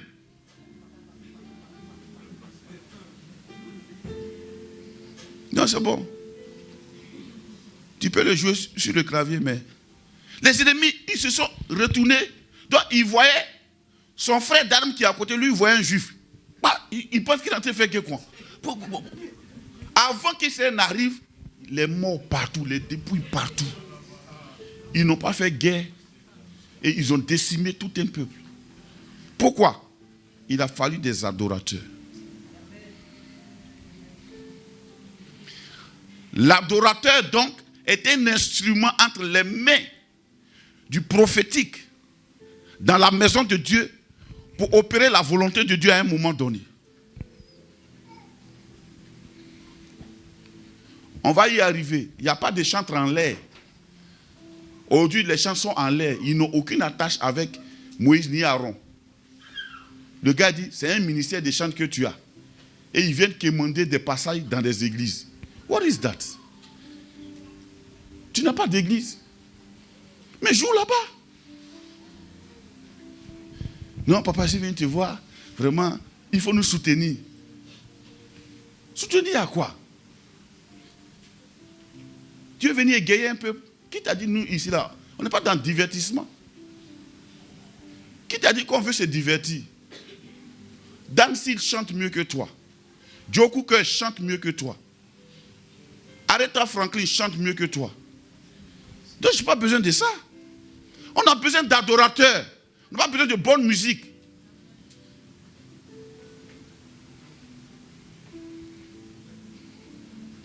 Et ils n'ont pas d'oreille à écouter. On veut faire de toi quelqu'un qui est au front de la guerre et puis l'Esprit de Dieu se meut. On fait face à tellement de guerres. C'est là où on a besoin d'adorateurs. On n'a pas besoin de plainte ou bien de faire pitié. On a besoin d'adorateurs. Pour faire face à l'ennemi. Paul et Silas, quand ils partaient, Paul a dit non. Toi, Barnabas, je ne te sens pas trop. Parce que tu aimes soutenir ce petit-là. Non, il nous a lâchés au front. Je ne vais pas partir à lui. Barnabas dit non, toi tu ne comprends pas, tu es trop dur. Oh, Paul, Michel, tu es trop dur. Paul dit bon, faut. Toi, va lui. Moi, je vais partir à Silas. L'Esprit de Dieu est en train de dire à Paul, en d'autres termes, où on va là, où je t'envoie maintenant, c'est à un niveau. C'est-à-dire, Dieu va tellement se manifester, il te faut un adorateur. Comme toi. Ils arrivent là, on les prend, on les enchaîne, on les met à l'intérieur de la prison. Ils sont là-bas et puis ils chantent. Au milieu de la nuit. Les portes de la prison s'ouvrent. Les chaînes tombent. Et les prisonniers qui attendent d'être libérés depuis, ils ne sortent pas. Ils sont quand même là. Ils écoutent. Parce que 2 adorateurs ont été jetés dans cette prison. L'adoration, l'adoration et son adorateur sont des instruments de guerre.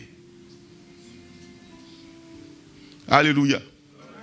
C'est aussi un instrument pour aller affronter l'adversité dans la volonté de Dieu. Jésus, un jour, c'est la première fois, moi j'ai entendu qu'il a chanté cantique. Ou bien, Matthieu. C'est Matthieu, non? Je crois. 26, quelque chose comme ça. Alléluia.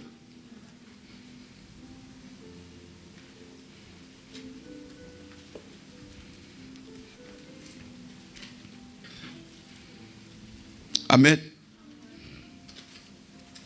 Avant d'être arrêté, Matthieu 26, après le verset 30, on peut lire après le verset 26.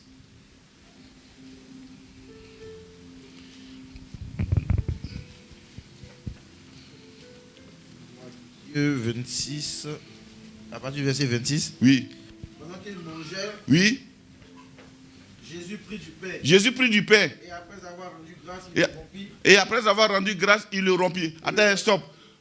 Une petite digression. Vous voyez, plus je lis la Bible, plus je comprends que souvent on prie de la mauvaise manière devant la nourriture.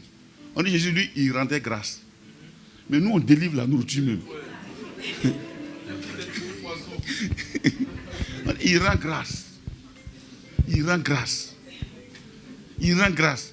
Tellement on a été biberonné des démons, des esprits, des machins, de la sorcellerie, jusqu'au point même que... Mais souvent quand on sort en dehors de notre environnement, on achète arachide au moins même. Tu achètes arachide, tu manges. Tu n'es pas mort. À la maison, ta femme finit de préparer. Seigneur, je bénis ce repas. Au nom de Jésus. Tu as quel problème? Rends grâce. Rends grâce pour le blé, pour le planteur du blé. Rends grâce. C'est Dieu qui a permis que ce blé-là puisse croître, être transformé en pain, et puis toi tu manges. Rends grâce. Amen. C'était juste une petite digression pour vous faire comprendre ce que j'ai compris en lisant, en suivant Jésus dans la parole de Dieu. Amen. Amen. Pendant qu'il mangeait, Jésus prit du pain, et après avoir rendu grâce, oui. Il le rompit et le donna aux disciples en disant, oui. Prenez, mangez. Oui. Ceci est mon corps. Ceci est mon corps. C'est bizarre, tu es bizarre, Jésus. Comment tu as pu faire une proclamation mystérieuse et mystique comme ça, puis tu dis, moi quand je ton corps, ça c'est la sorcellerie. Pourtant quand tu fais un rêve que tu as mangé, on dit c'est sorcellerie. Jésus même n'a pas dit aux gens c'est ses rêves. Il prend puis fait là. Bon, prenez, mangez, c'est mon corps. Ton corps. Moi quand je toi ton corps, moi je ne mange pas. Amen, on continue. Il prit ensuite une coupe. Oui. Et après avoir rendu grâce, oui. Il la leur donna en disant, buvez-en tous. Oui. Car ceci est mon sang, oui. Le sang de l'alliance qui est répandu pour plusieurs et pour la rémission des péchés. Je vous le dis, je ne boirai plus désormais de ce fruit de la vigne. Il n'a pas dit de ce vin, il dit de ce fruit de la vigne. On continue, oui. Jusqu'au jour où j'en boirai du nouveau avec vous dans le royaume de mon Père. Oui. Oui. Après avoir chanté les cantiques, il se rendit à la montagne des Oliviers. Alors Jésus leur dit... C'est bon. Oui, Jésus leur dit quoi? Je serai pour vous tous cette nuit une occasion de chute. Car il est écrit, je frapperai le berger et les brebis du troupeau seront dispersées. Verset 32. Mais après cela, je serai ressuscité et je vous précéderai en Galilée. Amen. On va lire le verset 30. Après avoir chanté les cantiques. Après avoir chanté les cantiques. Ils se rendirent à la montagne des Oliviers. On n'a pas dit après avoir chanté des cantiques. Après avoir chanté les cantiques. C'était des cantiques connus. C'est-à-dire, Jésus avec eux, ils sont en train de manger. Et l'expression de tout, c'est la reconnaissance. Ils ont commencé à chanter les cantiques. Et ces cantiques-là, c'est pour le conduire à la mort.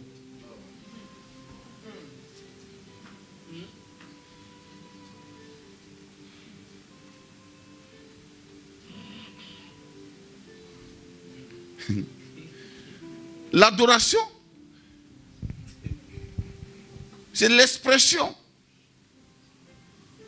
de l'adorateur qui est en plein dans la volonté de Dieu, qui est content d'aller accomplir la volonté de Dieu. Il sait qu'on va le tuer. Il n'y a pas de la mort.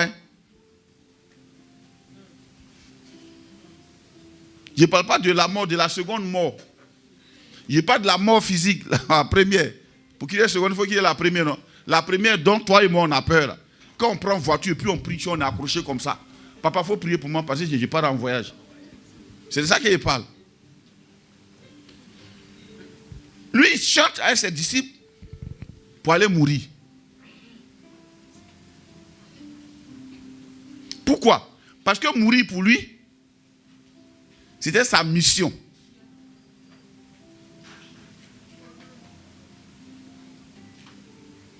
Amen.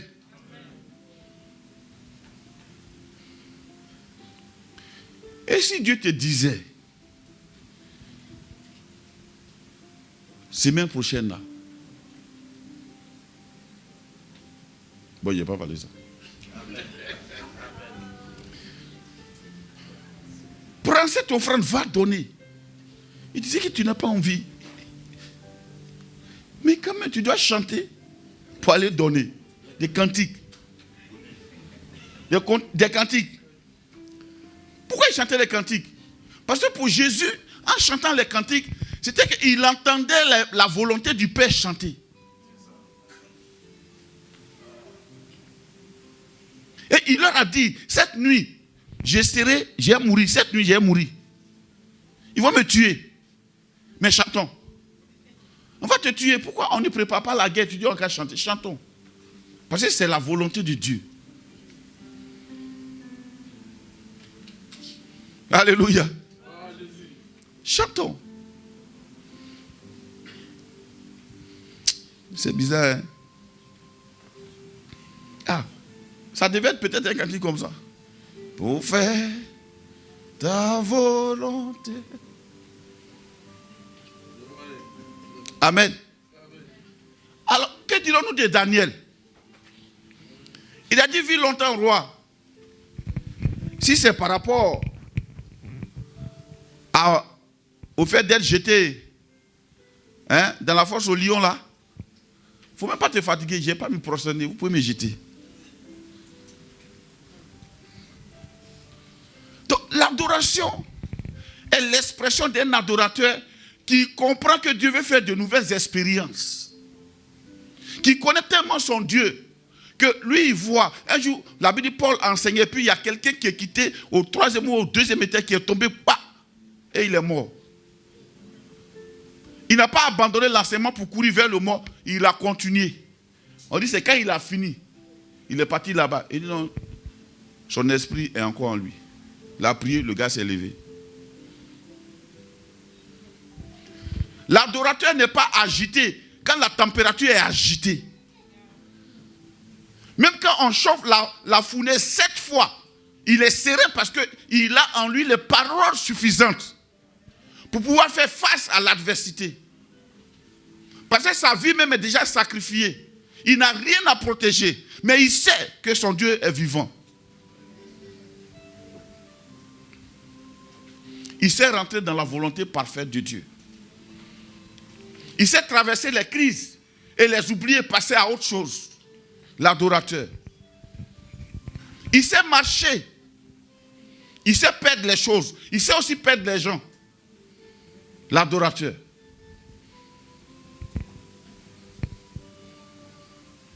Il chante des cantiques et il va mourir. Non, Jésus, ce n'est pas pour rien, c'est Jésus. Hein.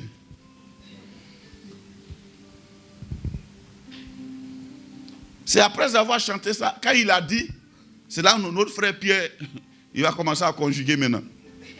Il dit, Pierre prend la parole, lui dit, même si tu étais pour tous une occasion de chute, tu ne laisseras jamais pour moi.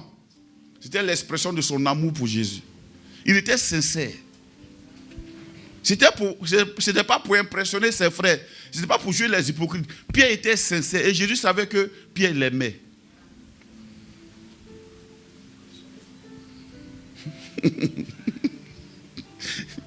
Ce n'était pas pour jouer au Kassongo. Amen. C'est pas moi qui dis, c'est le prophète. Amen. Gloire à Dieu. Jésus savait que Pierre l'aimait. Il savait ça. Et il savait aussi que le royaume, le sacerdoce, le ministère qu'il allait laisser sur la terre, il fallait le confier, non pas à quelqu'un que lui, il aime, mais à quelqu'un qui l'aime. Frère, le ministère n'est pas une affaire de talent ni de don. C'est une affaire d'amour pour Dieu. L'adorateur, c'est celui qui aime Dieu. Au point de dire, non, Seigneur, même si tous te réunissent, moi. Et Pierre n'a pas menti, puisque tous ont fui. C'est lui qui suivait le cortège. Ces gens de fils, on n'en trouve pas, on en trouve rarement. On l'a arrêté, il était là. Il s'échauffait et puis il regarde de loin. Et ils vont faire ça vraiment. Hein? Non. Il prie, Seigneur, pardon. Pardon, sauve-le, s'il te plaît. Père, pardon, sauve-le. Et il y a une femme qui est là. Toi, tu es galiléen aussi, non? Tu étais lui. Madame, je ne le connais pas, il y a quoi? Je ne le connais pas. Oh. Et il y a quelqu'un de là. Toi-même là. Un troisième mari. Toi-même, tu lui ressembles. Quand on te regarde là, toi. On dit que vous êtes jumeaux. Mais pourquoi Pierre lui ressemblait? Parce que Pierre l'aimait.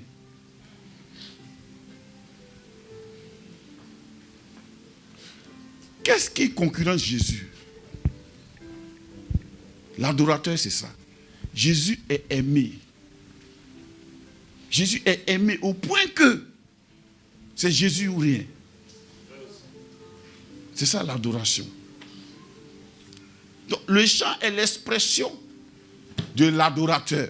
La musique est l'expression de l'adorateur.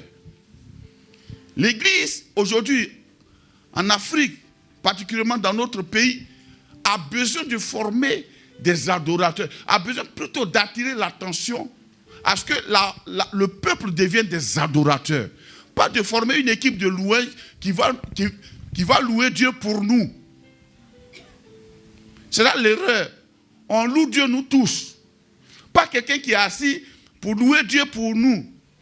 Frère, on va passer à une étape importante maintenant, on va passer à la louange. Et tu entends le batteur, louer. Souvent même, ils enlèvent les chaussures. What is that?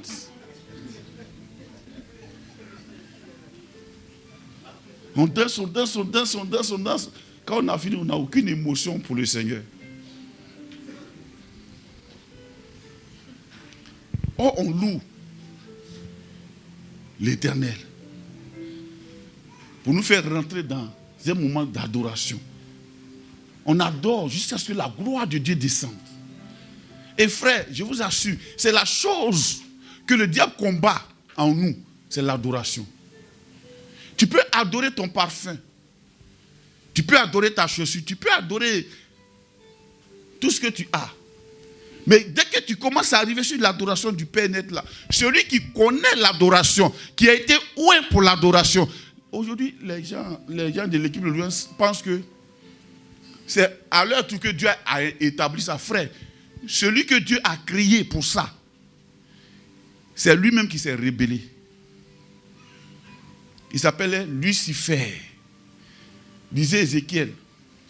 La Bible dit, il est né dans la louange. Il était tellement beau, il était rempli de pierres précieuses. C'est lui qui était le gardien du trône. Il faisait asseoir Dieu.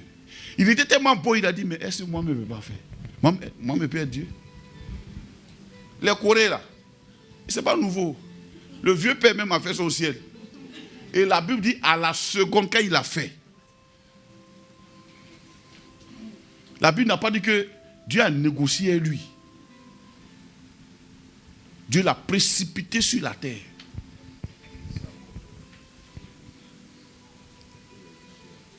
Malheureusement, quand quelqu'un n'est pas un adorateur, il a les sentiments humains. Or, Jésus dit, tes pensées sont des pensées d'homme. Mais avant de dire, il dit, arrière de moi, Satan. Ça veut dire que les pensées d'homme, qu'elles soient bonnes ou pas, sont des pensées diaboliques. Le trône de Dieu, le gars veut s'asseoir dessus. En même temps, tomber là-bas. Et maintenant, Dieu prend les gens. Jésus dit, bon, j'ai établi, il cherche des nouveaux adorateurs. Il cherche des adorateurs, ça veut dire qu'il y avait des adorateurs avant. L'adorateur par excellence, c'était Lucifer. Il a zaï. Le gars, il n'est plus à son poste. Dieu cherche maintenant des adorateurs, des vrais, des nouveaux. Ça veut dire que Lucifer était un faux. Donc c'est lui qui arrive. Et souvent quand on établit l'équipe de louange, il vient dedans. Et puis il infecte ça maintenant. Non, la façon dont on fait là, en tout cas, on doit changer. Tu as vu la dernière fois, je suis au conseil de l'autre, tu vois, non, en tout cas, moi ce cantique là, ça m'a fait du bien, ça m'a fait du bien.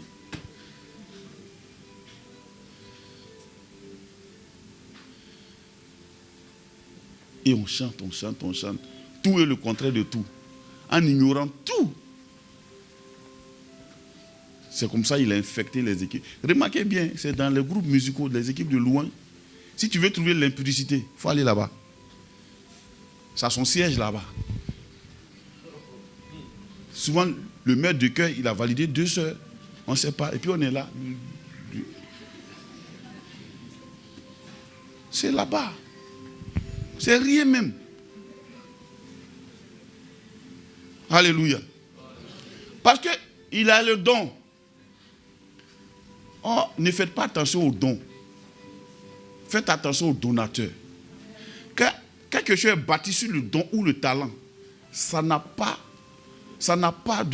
comment on appelle ça, de pérennité.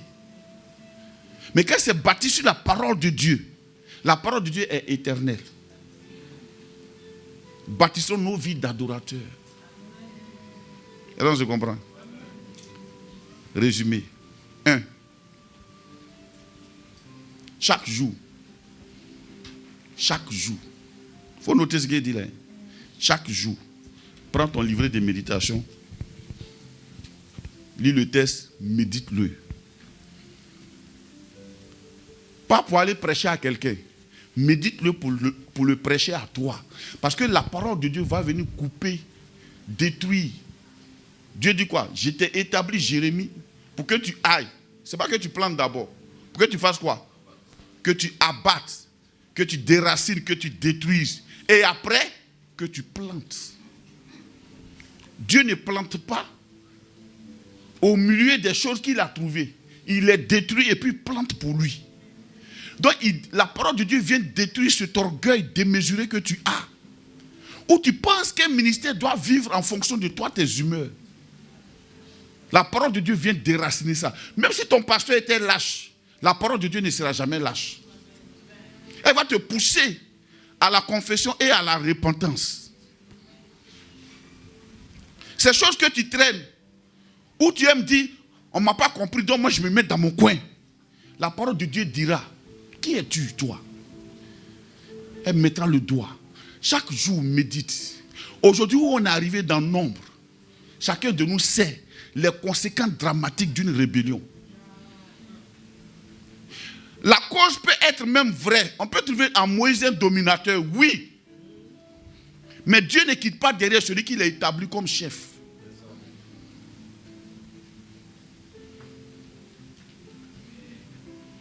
Pourquoi c'est toi qui vas régner sur nous? Pourquoi? Et en plus, avec la grande sœur même, quelqu'un qui n'était pas censé être dans ça, qui s'est trouvé dans ça. La plupart des rébellions sont alimentées par les proches, les hommes de confiance que le leader a mis à côté pour dire, ceux-là au moins là, on a trop traversé, non, je ne peux pas faire ça, frère, il peut faire ça. Et quand ça vient, bon, le leader prend un coup, ça fait mal. Il a mal, frère, tu ne peux pas comprendre ça. Tu as mal. Médite la parole. Médite la parole. Au point d'incliner ton cœur à ce qu'on va te dire. Parce que la parole que tu médites, avec lui que Dieu a établi, Dieu lui donne une bouche. Et puis lui donne les paroles qu'il faut. Vous savez, quand moi j'enseigne là, si tu veux, viens vendredi. Ceux que j'enseigne là, je les sens. Quand tu viens, je te sens. Est-ce que tu ne sens pas mauvais? Puis tu te donnes la solution. Prends ça, lave-toi et ça. Tous les jours, tu as compris, non? Il ne faut pas te fâcher. Ces autres gars-là sont là. Eux tous sont là. Il faut te laver ça. C'est un autre coup. Maintenant, quand on sort d'art, ça peut faire 4 ans, 3 ans, 2 ans. Leur esprit est bâti, leur corps aussi est bâti. Mais quand tu lis la Bible, c'est là que tu comprends que c'est important. Donc médite chaque jour. Deuxièmement, prenons ces conclusions. Deuxièmement, commence déjà à enlever les idées préconçues que tu as mises, qui sont pour toi des choses qu'on ne touche pas. Frère, les Datans, les Abiram, les Corées, là, c'est-à-dire qu'ils ont alimenté ça plusieurs années. C'est quand c'était devenu trop que Dieu a permis qu'ils manifestent ça. Il y a des choses qu'on alimente un peu.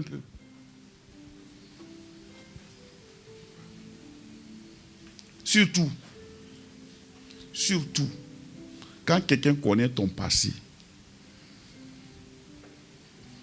et que sous ses yeux, ça a changé, laisse-moi te prévenir. Tu peux devenir ministre, mais pour celui, le Moïse que Dieu a établi, il ne faut jamais te tromper pour penser qu'il te voit comme ministre. Il te voit toujours comme son bébé, qui est faillible. Même quand tu es devenu maintenant fort, il a toujours peur, il craint toujours que tu ne tombes et que tu ne fasses peut-être des mauvaises choses. Donc il est là, il prie pour toi, mais en même temps aussi, là, il t'avertit. Il ne va pas regarder à ce que tu es devenu pour te parler. Parce qu'il veut que tu continues d'être.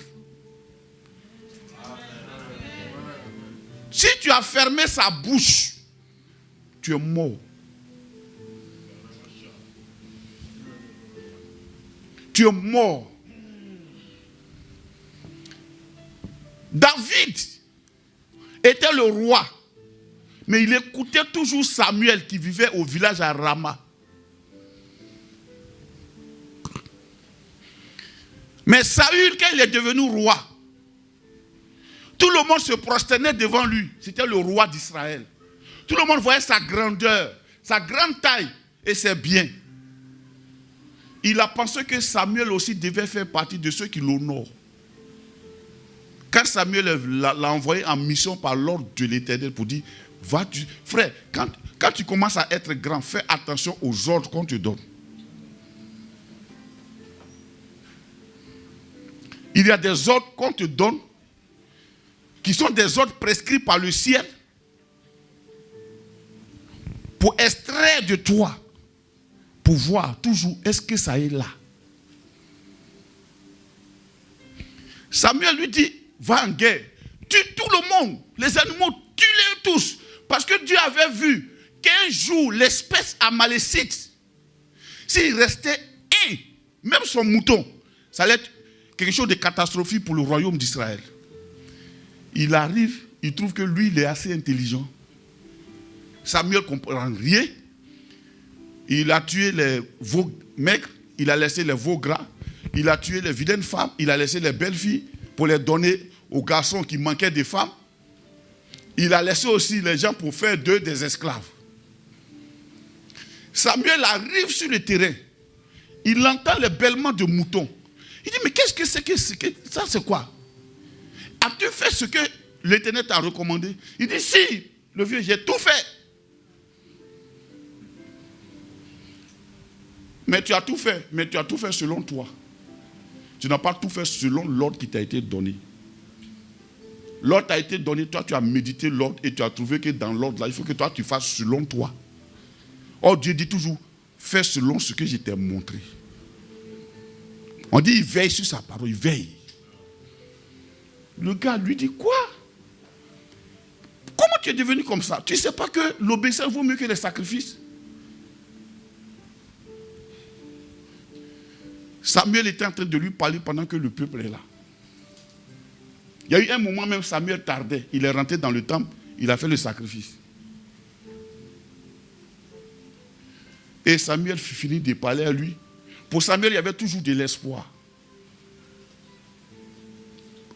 Pendant que Samuel est en train de partir, il dit à Samuel, reste avec nous. Il dit non, je m'en vais à Rama. Reste, non. Il a fait jusqu'à... Il demande à Samuel, honore-moi devant le peuple. Je vais vous expliquer. Quand on arrive à une dimension de grandeur, tu voudras que ton père t'honore devant ta femme.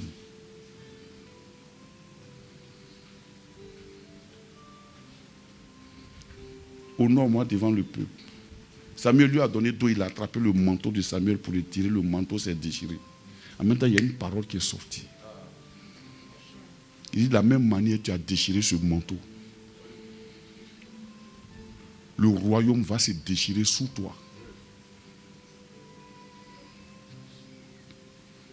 La preuve, en Israël, c'est un autre roi qui allait venir qui tue le roi. Mais Saül, c'est les étrangers qui l'ont tué. Bien qu'il ait déchiré le manteau, que la parole soit sortie, mais Samuel pleurait toujours sur Saül. Il dit, mon fils Saül, il est couché, il pleure, il veut incliner le cœur de Dieu. Dieu lui dit, jusqu'à quand seras-tu couché sur Saül? Je l'ai rejeté. Frère,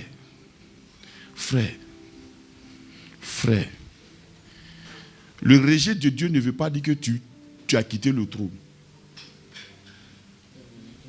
Parce que quand Dieu te oint, tu n'es pas sur le trône. Quand il te rejette aussi, tu es toujours sur le trône.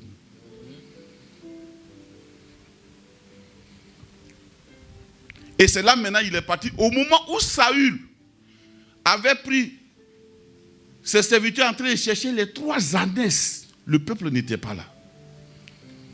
Un conseil de vieux père. Fais attention aux gens qui n'ont pas connu ton histoire dans la galère et qui aujourd'hui deviennent des supporters parce que tu es devenu. Il cherchait 3 ânesses. C'est pour ça qu'il est parti voir Samuel. Chacun a une raison pour laquelle Dieu l'amène ici. Mais la raison principale pour laquelle tu es venu ici, Dieu la connaît. Ce qui t'a amené s'appelle les 3 ânesses. Mais la royauté peut t'attendre ici. Alors quand tu seras sur le trône, je te prie, par la compassion du Seigneur, n'oublie pas quand tu cherchais les 3 ânesses. C'est dans le cœur d'adorateur. Il n'oublie pas où Dieu l'a pris.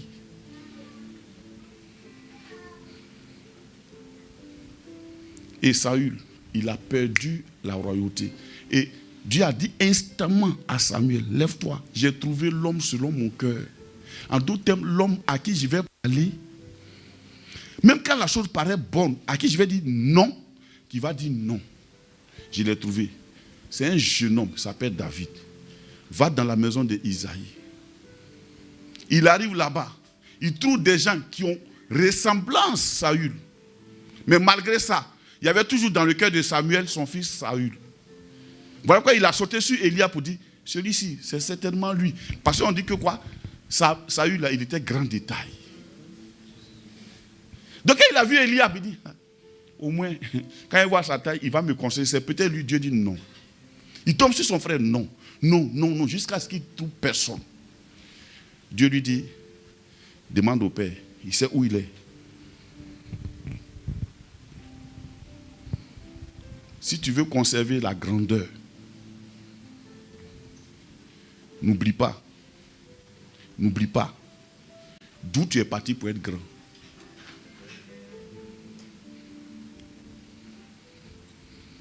N'oublie pas ça. Et comment est-ce qu'on n'oublie pas ça? C'est un conseil que je te donne. C'est le conseil que Mardochée a donné à Esther. Que sais-tu si ce n'est pour ça que tu es au palais? Ne crois pas que si le royaume d'Israël est détruit, toi seul tu vas sauver ta vie. Si on meurt, tu mourrais nous. Esther s'est levée et dit, priez peuple de Dieu, jeûnez pour moi. J'ai rentré chez le roi malgré la loi. Ce n'est pas la royauté qui est importante, c'est qui t'y est amené. Si c'est l'Éternel, garde toujours ta simplicité avec lui. Reste toujours enfant. Comme Dieu te voit comme enfant, il fait en sorte que son serviteur ne te voit pas comme un grand.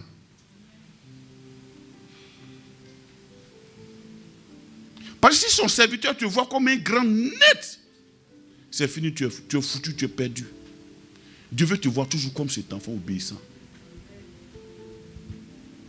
Moi, je ne vais pas à Benjerville comme apôtre. J'y vais comme un soldat. Quand j'arrive,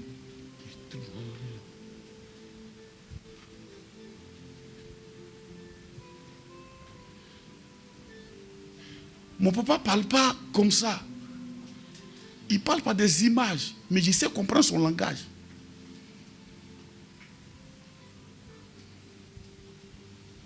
Voilà les deux petits secrets.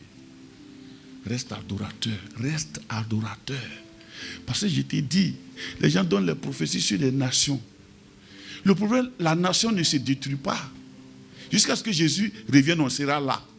Mais qu'est-ce que Dieu dit? Il dit, je me suis réservé 7000 hommes qui n'ont pas fléchi les genoux devant Baal. De même, il se réserve des milliers de personnes qu'il veut mettre sur le trône des nations, qu'il est en train de préparer. Peut-être tu fais partie. En ce moment, il est en train de faire remplir ton CV, Reste humble. Parce que même si cette nation se détruisait, c'est facile de voir la catastrophe, mais l'esprit prophétique voit quoi? Ce qui vient après. Où on va trouver ces personnes? Bien-aimés, au milieu de vous. Au milieu de vous. Dieu se prépare des gens. Il se prépare des gens.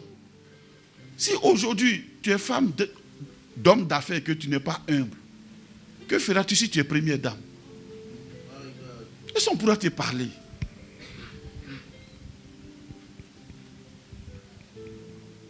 C'est ça l'adorateur. Une espèce que Dieu manipule pour ses plans. Un instrument que Dieu manipule pour sa gloire. Pour ne pas que lui soit moqué. Il dit on ne se moque pas de Dieu.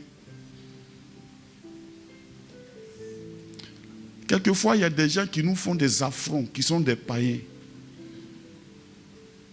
Dieu fait en sorte qu'un jour on dise, c'est un serviteur de Dieu.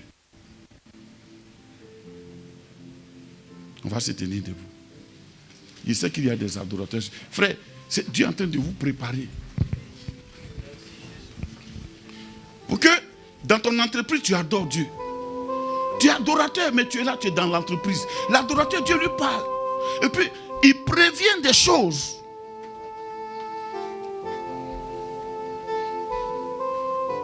L'adoratrice, c'est ça.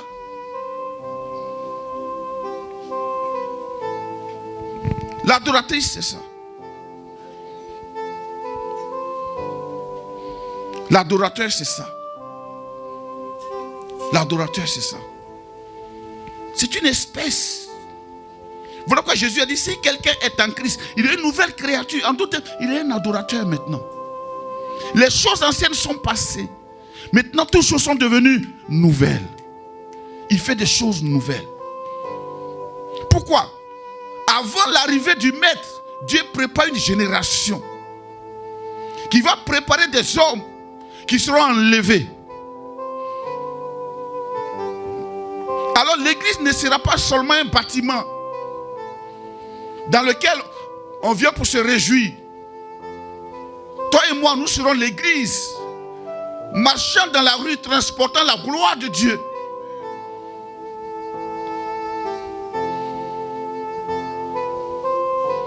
Arrivant dans notre entreprise, ayant les yeux ouverts, pour voir au travers de tout ce qui se présente.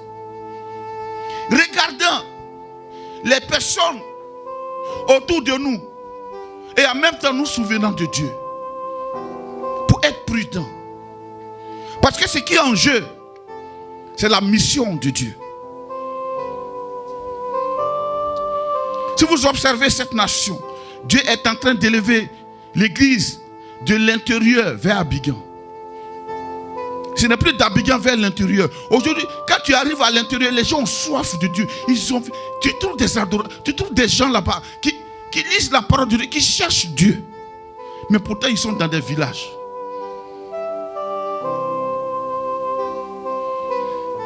Parce que Dieu veut faire de cette nation une nation d'adorateurs. Où des hommes, des femmes adorent Dieu, craignent Dieu, bénissent les autres. Des sources de bénédiction, des sources de grâce. Où des hommes et des femmes comprennent l'enjeu et prient pour la nation, prient pour le pays. Fléchis genoux dans le secret, prie. Il faut que notre révélation nous conduise dans la prière. Pas que nous soyons des baffes criants. Oh, j'ai eu une révélation. Jérémie dit, vous avez de ces prophètes qui disent, j'ai eu un songe, j'ai eu un songe, j'ai eu un songe. Mais que ton songe te conduise sur tes genoux pour prier. Pourquoi c'est à toi Dieu a révélé, non à l'autre? Parce que Dieu veut que tu pries. L'adorateur comprend les pensées de Dieu. Il dit, s'il y a un homme qui trouve ainsi à la brèche, mais si des eaux débordent, elles ne vont pas l'atteindre. Dieu jette des adorateurs. Alors nous allons prier pour dire, Seigneur, me voici. Dieu a dit à Isaïe, qui enverrai-je? Après que le roi qui était son soutien soit passé, après que toute sa force soit passée, il a vu le roi de gloire. Il a dit après, me voici. Me voici, Seigneur. Me voici, Seigneur. Le cœur de Dieu bat à trouver des adorateurs. Le cœur de Dieu bat à trouver des hommes et des femmes. Une génération nouvelle qui le cherche. Qui le cherche. Qui le cherche. Qui le cherche. Même quand les mains de Moïse seront fatiguées. Une génération qui le cherche. Oh Seigneur, nous voici devant toi pour faire ta volonté, Père. Ta première volonté, c'est que nous soyons dans ta parole. Nous lisions ta parole. Nous connaissions ton nom, Seigneur. Tu ne nous demandes pas quelque chose que nous ne pouvons pas faire. Quand nous sommes en train de lire, alors tu nous donnes l'onction, la capacité et la force. Quand nous sommes face à face avec toi, tu nous donnes ta force. La Bible dit Jésus était à genoux dans le jardin de Gethsémani. Un ange est venu le fortifier. Seigneur, nous prions. Mes frères et moi, mes soeurs et moi, pour que nous soyons devant ta face, à genoux pour nos programmes que tu nous as inspirés, à genoux pour les frères, à genoux pour les soeurs, à genoux pour le pays, à genoux, Seigneur, pour Père, tous ceux qui sont élevés en dignité, à genoux, Seigneur, à genoux, Père,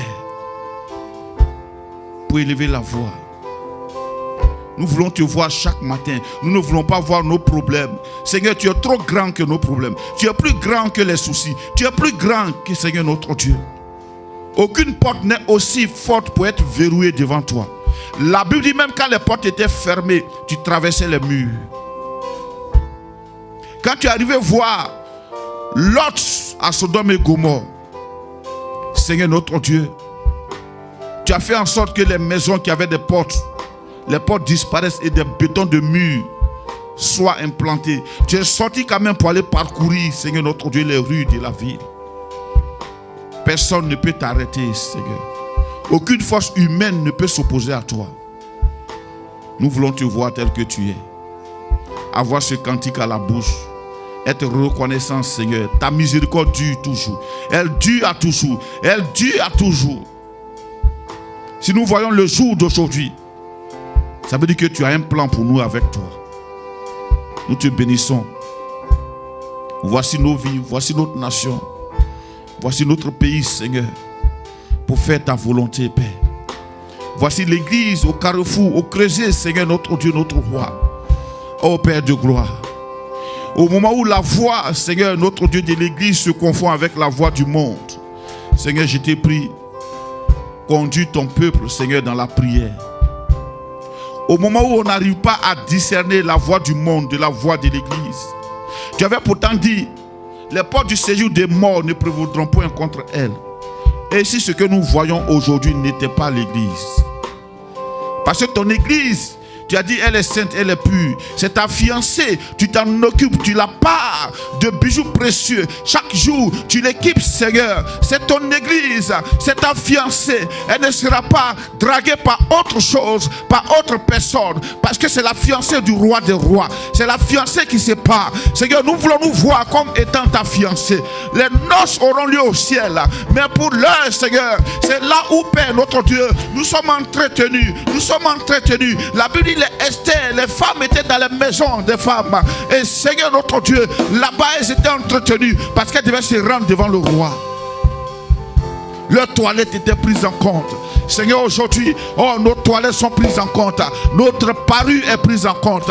Seigneur, notre Dieu, notre esprit est paré d'or précieux, est paré, Seigneur. Nous ne voulons pas écouter les paroles du monde qui disent que l'église est en train de tomber. L'église ne peut pas tomber. C'est notre Dieu, la fondation du roi des rois. Il a dit, je bâtirai mon église. Il connaît son église. Il connaît sa fiancée. Il connaît son église. Seigneur, nous voulons te dire merci pour ton église. Ta fiancée. Ta fiancée. Oh Père, cela nous rassure. Quand tu as dit homme aime ta femme, tu parlais de toi-même. Tu parlais de toi-même, Jésus. Dans les temps des fiançailles, tu nous parles. Tu nous parles. Tu nous habilles. Tu prends soin de nous. Tu es aux petits soins. Tu pourvois. Tu pourvois. Au travers de ta parole, tu pourvois. Pour que l'église soit vêtue. Pour que l'église soit parée d'or. Pour que l'église, ta fiancée, soit préparée. Tu lui donnes la lampe, l'onction de Dieu. La lampe, l'onction de Dieu. Tu lui donnes cette onction pour qu'elle marche, elle soit éclairée, elle soit enflammée, allumée de la gloire de Dieu. Tu la pars de grâce. Tu la pars de grâce. Tu la pars de grâce. Tu la pars de grâce. Tu l'équipes, Seigneur. Tu lui donnes une lumière. Tu lui donnes un éclairage. Seigneur notre Dieu, oui, c'est ton église. C'est ta fiancée. C'est toi qui le fais. Ce n'est pas notre désir. Ce n'est pas nos pensées. Mais c'est ton église. Tu la pars dans le secret. Tu l'habilles dans le secret. Tu es jaloux, Seigneur. Oh Père de gloire. Parce que tu as mis en elle l'esprit du fils. Et Père notre Dieu, elle répondra comme fils. Elle répondra comme fils. Oh ton église, ta fiancée. Oui Seigneur. Tu as dit, Seigneur notre Dieu, un festin a été organisé. Tu n'es pas seulement celui qui pourvoit au festin. Mais Père notre Dieu, tu es tellement méticuleux. Tu pourvois même, Seigneur, à l'habillement de ceux qui vont venir. Tu avais distribué, pris le soin de donner un manteau à chacun. Tu as défini les couleurs, tu as défini le modèle, tu as défini les soins, tu as défini les parfums. Les mets ont été choisis. Les mets sont des mets de choix. Nous te bénissons pour ton église. Merci de fortifier les hommes de Dieu de partout qui sont inquiets. Seigneur, en ce moment, fortifie, fortifie, fortifie, fortifie. Relève les pensées, relève les esprits, relève les pensées. La Bible dit, le secours de l'Égypte ne sera rien. Seigneur, notre Dieu, nous ne voulons pas aller chercher du secours en Égypte. Seigneur, tu es le merveilleux roi. Tu es celui qui est puissant. Tu es celui qui est glorieux. Nous voulons t'adorer. Dans la fournaise à feu, nous voulons t'adorer. Dans la fosse au lion, nous voulons t'adorer. Seigneur, notre Dieu, notre secours ne viendra pas de notre Dieu d'un homme. Notre secours vient de toi. Notre secours vient de toi. Dans la fournaise à feu, nous voulons t'adorer. Et dis, tu as choisi encore de manifester ton nom. Il fallait que Nebuchadnezzar dise, le Dieu de Daniel est le véritable Dieu. Il a fallu qu'il y ait des événements pour qu'on raconte que le Dieu de Daniel est le véritable Dieu. Il a fallu des événements pour qu'on dise que le Dieu de Meshach, Shadrach, Abednego est le véritable Dieu. Seigneur notre Dieu, tu veux arracher l'adoration, arracher un chant d'adoration, arracher un cantique d'adoration à ce monde, Père. Seigneur, tu suscites. Il a fallu que Pharaon voie la puissance de Dieu pour dire le véritable Dieu c'est lui. Il a fallu qu'il voie la lèpre. Il a fallu qu'il voie, Seigneur notre Dieu, les grenouilles sortir.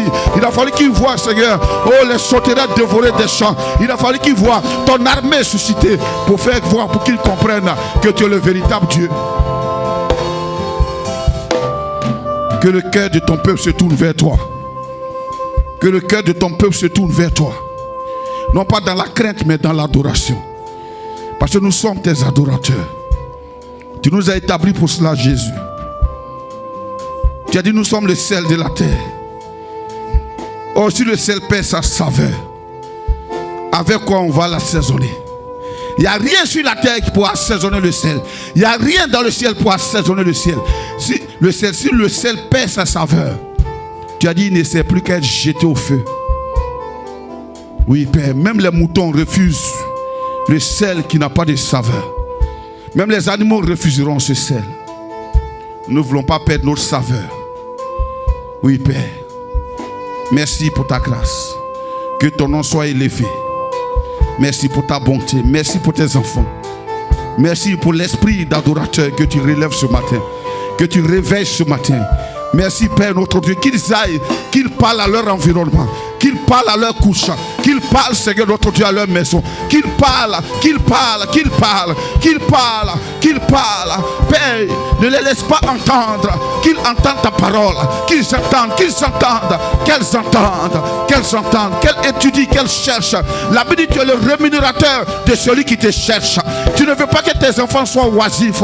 Pendant que le monde crée des systèmes pour les appâter, nous sommes occupés à étudier ta parole. Nous sommes occupés à voir Jésus dans Genèse. Nous sommes occupés à voir Jésus dans Exode. Nous sommes occupés à voir Jésus dans tous les livres, dans les psaumes.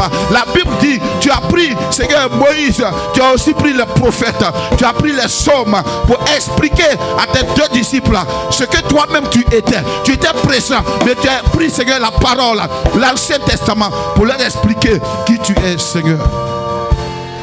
Nous voulons te voir. En Moïse, nous voulons te voir. En Joseph, nous voulons te voir.